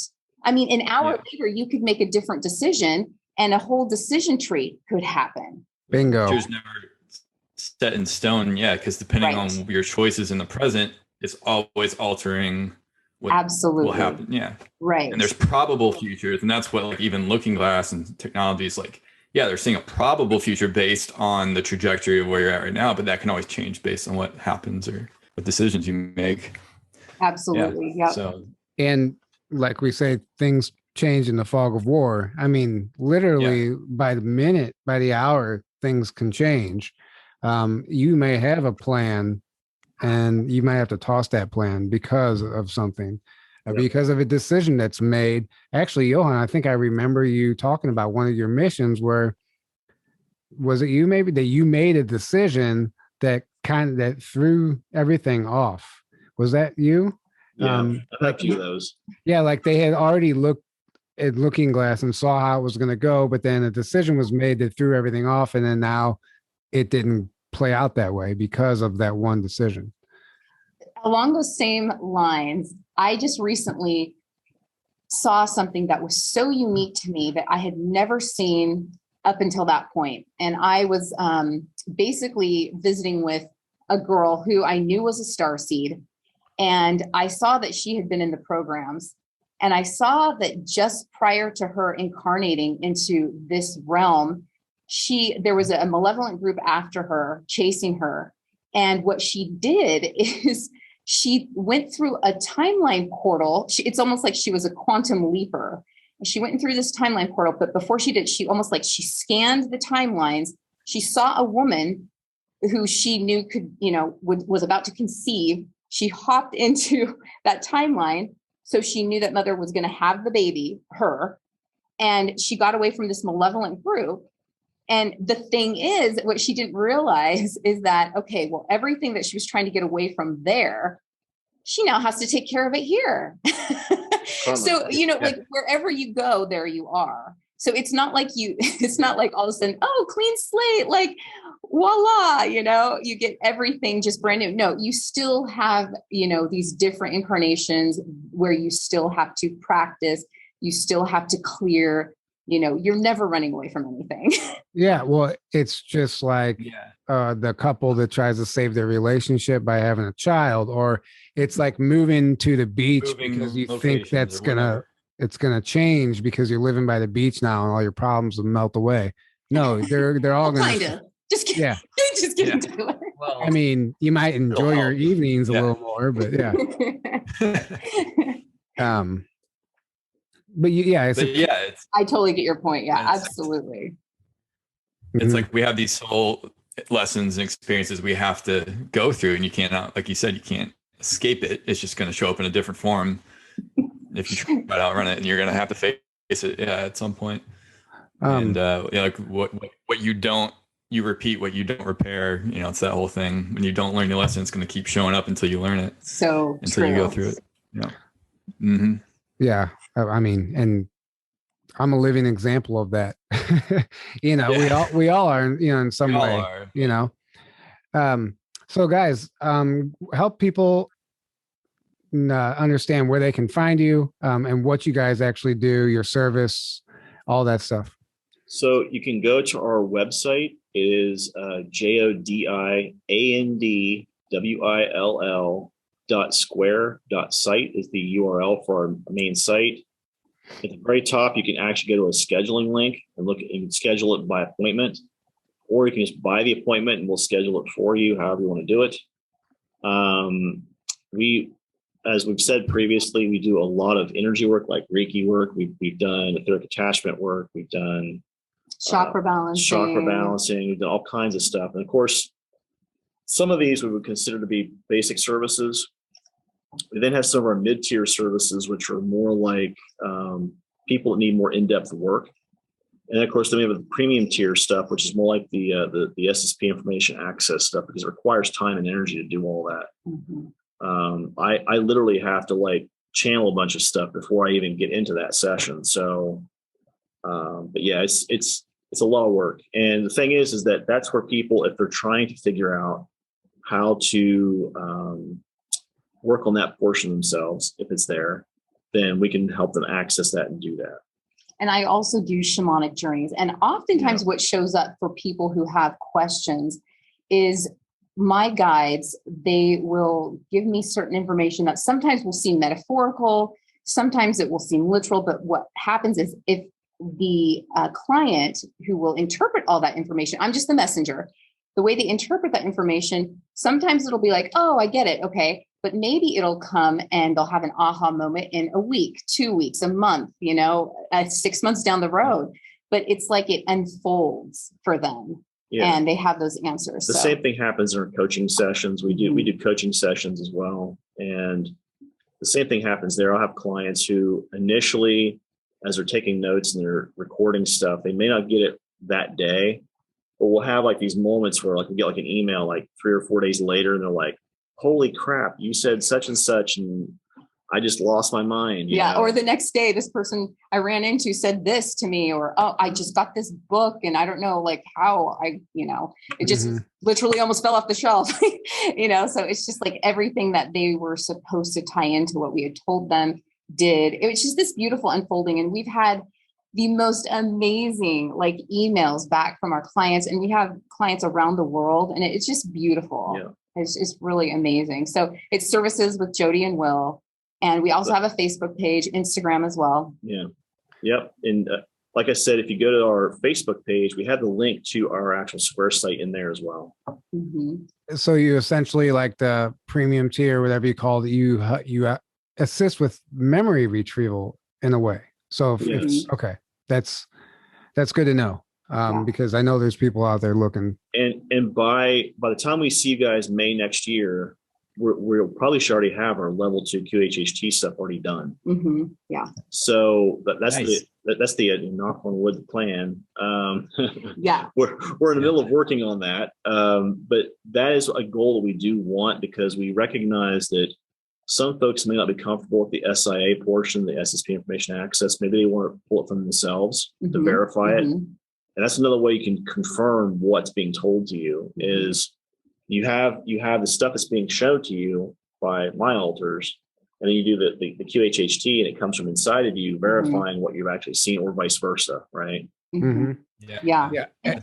One thing I do want to say, because this kind of has come up a few times from our clients. So if you want to get services with us, make sure, and if you want to record, make sure that you bring some type of recording device, because we are sticklers on confidentiality, especially when it comes to information access with the programs.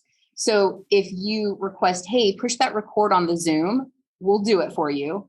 But we don't just automatically assume we're just going to record the session for you. Sometimes maybe people they want strict confidentiality, so they're just going to take notes, or maybe they're just going to, record it on their phones because maybe they don't want us to have a copy of that, right, in our archives. So we want to respect that for them. Because we have had a couple emails where people are like, oh, did you, are we going to get that recording? And we're like, well, in our initial email, we did say to bring a recording device. Yeah. But if you do want us to record, then hey, we'll hit the record button on the Zoom. So just want to bring that up. Yes. No, that's cool. I mean, I give the people the option. I respect that. That's cool. Because this is personal stuff, and for some people it's everything. It's not something that, we might be going through, or an individual might be going through something that no one around them knows, not even their family or anything. So it's a big deal to them.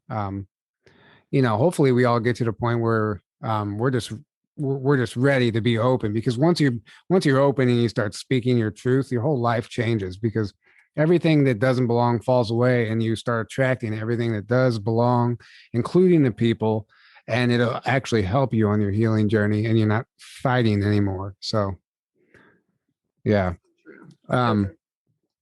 Any last things you guys would like to share before we start wrapping this up? First off and foremost, I would say if you have the inkling that you're in the programs, start doing the research. That's the first thing I would say.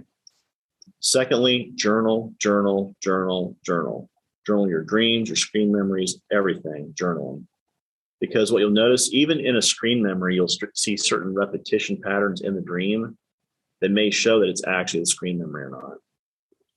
So journaling that stuff is very important. As my wife will tell you, I write everything either down on my phone, or I write it down in a notepad that I have, usually by the bed, because I am just fastidious about doing that anymore, because as stuff comes back to me, I don't keep it locked in my brain for very long, because I don't want to latch onto that energy from that memory. And this is why I'm telling people, if you can, just write it down. That way later on, sometime down the line, you can review it and say, well, what was that? Right? He's so good at that. Date it, Nice. Time it, whatever you need to do, but make sure you record it. Very important. And it seems like if you write it down, you're almost getting it out of your head and making space for new stuff to come forward to heal, or new memories that you might not even have to heal from, but you're creating space for new opportunities, basically. Yeah. And when you said, like, if you had an inkling you're in the programs and start doing research, well, what exactly do you mean? Because where do you go? What do you actually research if you don't actually know? Well, like in my case, right? So the first person that I hit, and again, I'm not endorsing this person at all. I'm just saying that this is what for me triggered it off. Was Dave Wilcock and Corey Good, right? We talked about them earlier. Dave and Corey put out Cosmic Disclosure. That was the big one for me, because I actually have seen Corey in the programs. I know that he's real deal. Yeah. Secondly, I would say the second thing for me that keyed it off was when I started seeing certain correlations. Now, again, I have issues around the way they do the TV show, which is Ancient Aliens, but there are premises in there that definitely, if you were to extrapolate those and look at under the guise of an ET species / SSP background, a lot of stuff makes complete sense, because you're seeing some of these individuals timeline jumping and going back and restarting and rebuilding stuff, further back in the timeline. And Peter and I have chatted about this off and on too, where some of the dates they use on the ACI website, which for those people who want to get kind of an idea, by the way, you can go to acio-agency.org. And that's Peter's website.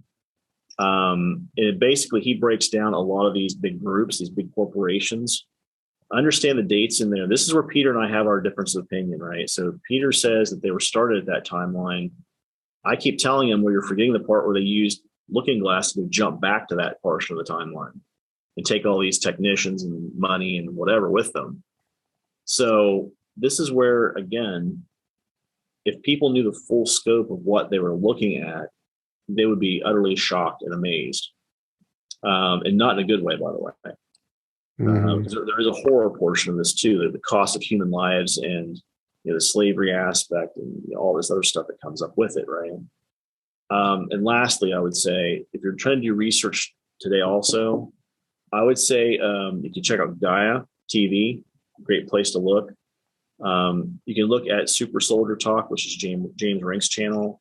You can go look at Ted Alexander's videos, what used to be Quantum Red Pill Cafe, the videos I did with him. You can go to my show.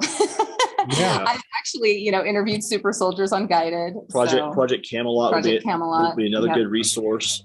Carrie Cassidy and some people on there, definitely. So by research, you just mean like start looking into this stuff, listening to these shows, listen to Journey to the Truth podcast or whatever. Yep. Yeah. I would also, use spirit and your guides to actually kind of say, okay, go look here, go look here. I mean, I would spend endless nights, like sometimes doing all-nighters, because spirit would say, okay, go to this website. And it would then lead me to another website. Then it would lead me to another website. And I was like literally going to people, like I'll give you a quick example. I started researching mind control and these government projects and all these sub-projects. Well, I came across a man named Dr. Ross 80. Okay. He was one of the top guys who helped the CIA with mind control and basically programming assets through EMF waves. Okay. So spirit told me, look into him. I wanted to interview him for my show. Found out he had passed in like 2013. I'm like, dang it. Spirit goes, he has a son. I look and lo and behold, he had a son. Well, at the time I was living in the East Bay of San Francisco, and that son happened to live not even a mile from my house. And it was just crazy. I ended up calling him. Wow. We start talking and I said, I know that you worked in your dad's lab with, his research. I would love to interview. He's like, that's top secret. I can't tell you anything about that. Well, right then I knew this stuff was true, And so it's just like your guides and you using that discernment will know like where to go. And so the internet, books, people, Dolores Cannon, you name it. I was just like this sponge, and you'll get to the right things that will confirm it for you. And your spirit will be like, no, I'm going to throw that out. No, yeah, that rings true to me. Something else I'll say too, and this is more so for the people who are on social media primarily. I am completely for joining groups of people who have a common goal of working through their issues and talking about their issues and trying to find some level of healing, right? What we typically see, though, especially on Facebook, are these groups of people that essentially all they do is they rehash their trauma and then they wonder why they feel crappier after rehashing their trauma, right? Yeah. There's no effort put into trying to heal that trauma at all. Take note of how you feel before and after. Yeah. You do anything like that, And again, I'm not trying to bash any particular person or group. I'm not. What I am trying to say is that we as spiritually aware beings have to be more cognizant of where we put our energy.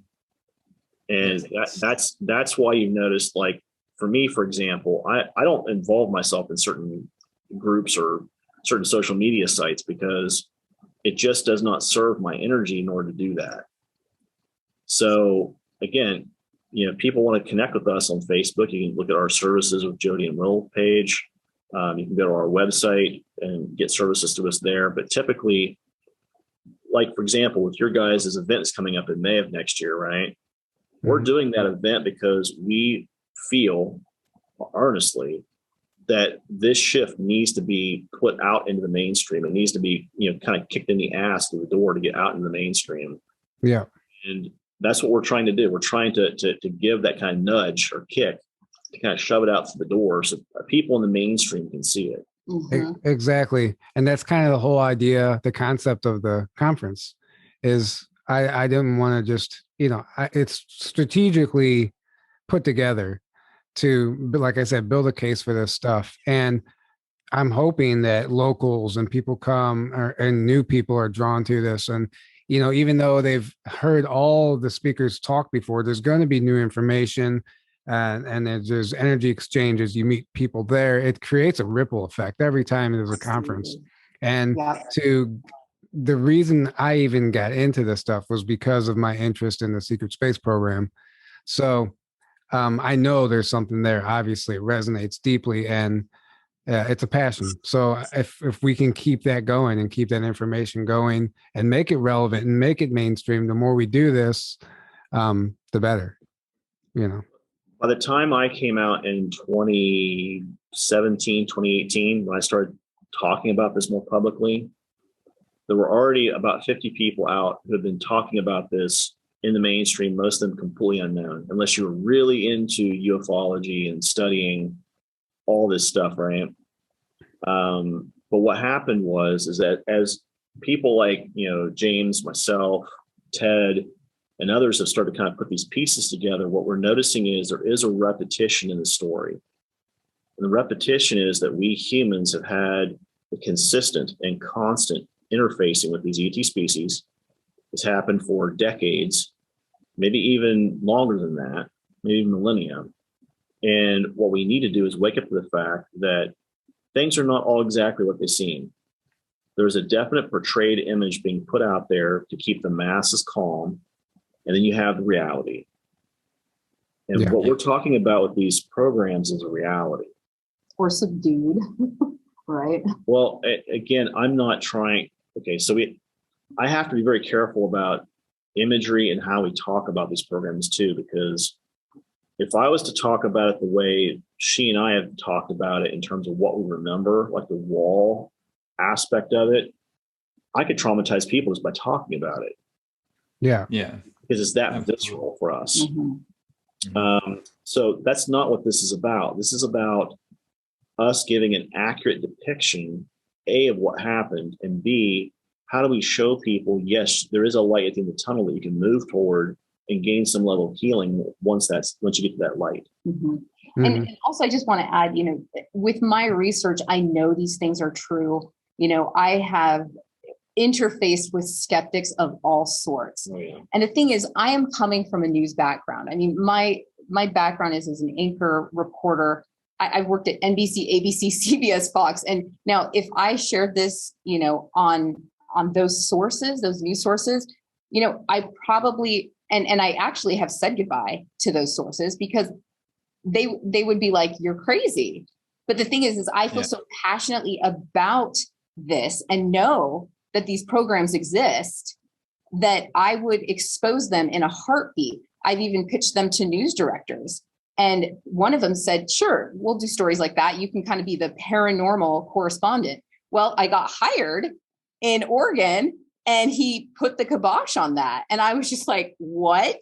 Are you kidding me? So I was like really upset that he did that. But of course, I felt like I was like, I felt like he gaslighted me just to get me on, But the thing is that so the guy is literally going to turn you into the George Knapp of Oregon, right? Right. I don't know. But it's just, the thing is that I'm seeing is that the more you give yourself permission and others permission to be on board with disclosure, share their truth, it actually is coming out in the mainstream. I mean, you hear stuff on Fox, you hear stuff on pretty much all of the mainstream networks about UFOs, about exactly UAPs. Big right now.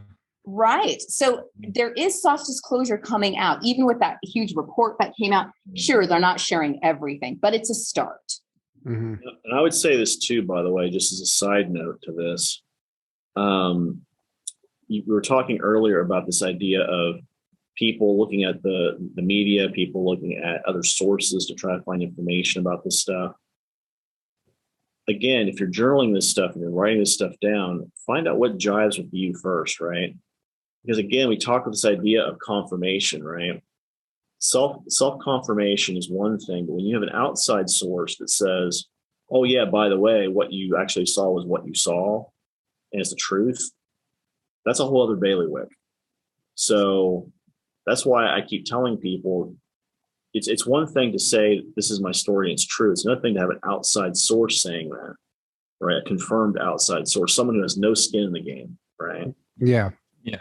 So that's where having people who can help you through that process can kind of walk you through this. And Jodi and I were doing the walk. So that's why we're doing this. That's why we have a business that's centered around this, because our idea is that no one's really helping this community at all. Everyone's looking at these people in this community as being outcasts and they're crazy and the tinfoil hat conspiracy theorists. Tony Rodriguez, a friend of mine, he said it the best. He said, okay, if they're tinfoil hat conspiracy theorists, just give them a month and they'll be normal people after that. They'll be in the mainstream news. It'll be fine. Mm-hmm. And that's exactly the truth. That's the rate at which we're going at right now. So it pretty much is. But that's why we're doing what we do, is because we know that at some point when this stuff comes out in the mainstream, there will be people who will be like, about freaking time, and they want help. And that's why we appreciate you guys so much too, is, getting this out here and, across the airwaves. And it's awesome. Yeah. It doesn't come without a price. The amount of ridicule we've been getting lately, we push the boundaries with information a lot of times. And we don't challenge. If somebody comes on the show and they're sharing something, sometimes we don't challenge that. We give them a stage. If we let them share their experience, because who are we to say it's true or not? Everybody who's listening can feel into that themselves. But what they try and do is tie us to that information, and they think like, there's no way. If you think about it, like, people get angry, but there's no way that we could share the same beliefs with every single guest we've ever had.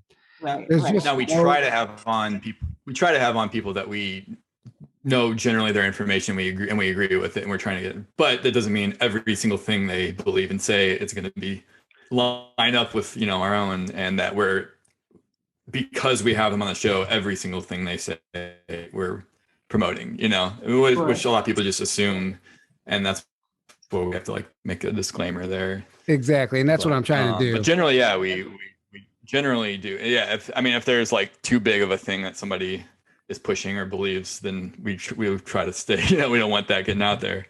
But if it's more minor stuff, then but then you get a lot of people like, I can't believe you're having this guy and they're saying this, and everyone has their own flags of truth that if you say something against that, we get the flat earthers attack us. We get all kinds of stuff like that all the time. Yeah, and what it is it's also, I think some people their belief systems are being threatened when they hear this information, and sometimes, or it doesn't fit a narrative that 8 other people are pushing. They're all these other people they follow are pushing this narrative, and then this other guy comes out of left field with this information that contradicts it.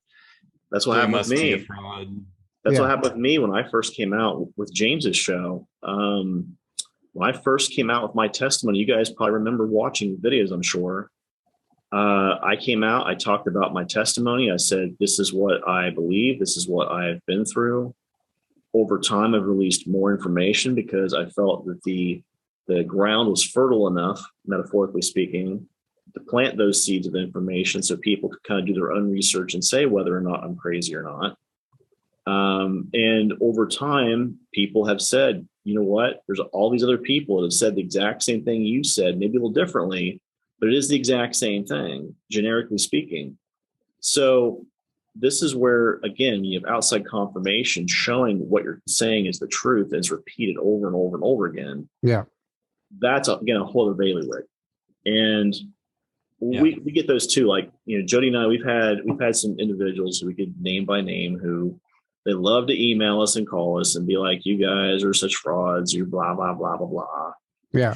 And, I just, really, this is how you spend your evenings, Yeah, exactly. The big thing now is people think that we're compromised because we still have a YouTube channel. There's no way. There's no way we're telling the truth if we still have a channel, because they would have taken us down. We're counting our blessings. We don't know why we haven't been taken down. Thank God. We've had Facebook, Twitter, Instagram, Linktree, Spotify all deleted. So we've had stuff taken down, just not YouTube. I think the thing is that if you allow things to polarize you, anything can polarize people. I mean, anything can polarize society, humanity, if we allow it. I mean, I think other people's fears can actually polarize. I mean, in families, in relationships, in humanity. And that's the thing. I love the fact that you guys allow diversity of thought, because if you think about it, I mean, to your point, yes, people have discernment, so they can say, okay, that resonates with me. Nope, that doesn't. But if you think about it, okay, say there's even these flat earthers that you may or may not agree with. Somebody who disagrees with that theory actually could even strengthen their own theory, even though they believe something different.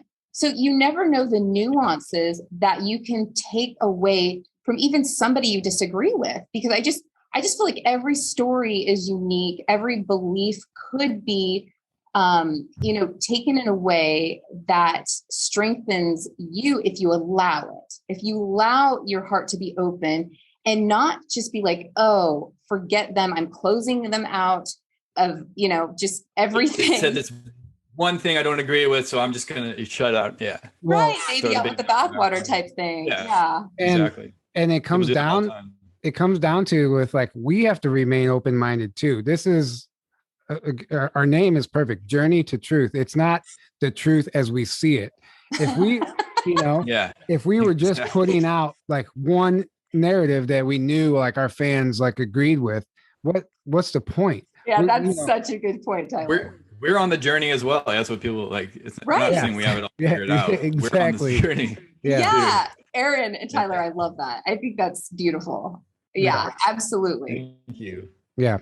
So with that, guys, come to our conference, buy a ticket, come hang out with us next May. It's going to be a lot of fun. I can't wait. Tickets are now available. The link is below. We'll have Johan and Jodi's links below as well. And also we'll put Peter the Insider's website below if people want to check that out. Yep. Anything we can provide for you guys to further your research. Find them on Facebook, on Instagram, book a session with them. We'll have those links all below. Don't forget, if you're looking for some new CBD to try, you get 10% off with promo code Journey to Truth 10, Hopewell Farm. It's some really great stuff, has just about as much THC as legally possible, but it's really great stuff. I found that it's saving my dog. My dog has seizures now, and thank God I had some of that stuff around because it works great for that. Maya? It stops Maya, Maya. Yeah, it stops the seizures on the spot. It's incredible. I mean, any CBD will do that, but it's just great stuff to have around. And then what else? Oh, Teespring merchandise, 15% off all of our Teespring merch. Promo code CGI Joe. And we do have a new T-shirt on there, which is he's wearing the William Tompkins T-shirt, but we have a T-shirt to go with our conference that's on there now also. So that's available, and that T-shirt is available through our website, secretspaceconference.info, and you can get that there. You can get a ticket there. I think I've said everything I need to say. Follow us on Instagram, Facebook, Telegram. If you guys want to catch us on social media, we're also on Rumble, Apple Podcasts, Podbean, or Stitcher, Foxhole, BitChute. There's a whole list of them. So if you're not following us, or if something happens to this channel, you know where else you can follow us. That being said, thank you guys so much. Again, this was a lot of fun. We covered everything. I feel like we could talk for 2 more hours, but amazing. It was really great. Thank you. I think with that, we'll go ahead and wrap it up. Good night, everybody. Thank you all for the donations. Thank you for supporting us through everything we're doing. We really appreciate it and can't say it enough. So have a great evening, and we will see you next time. Good night.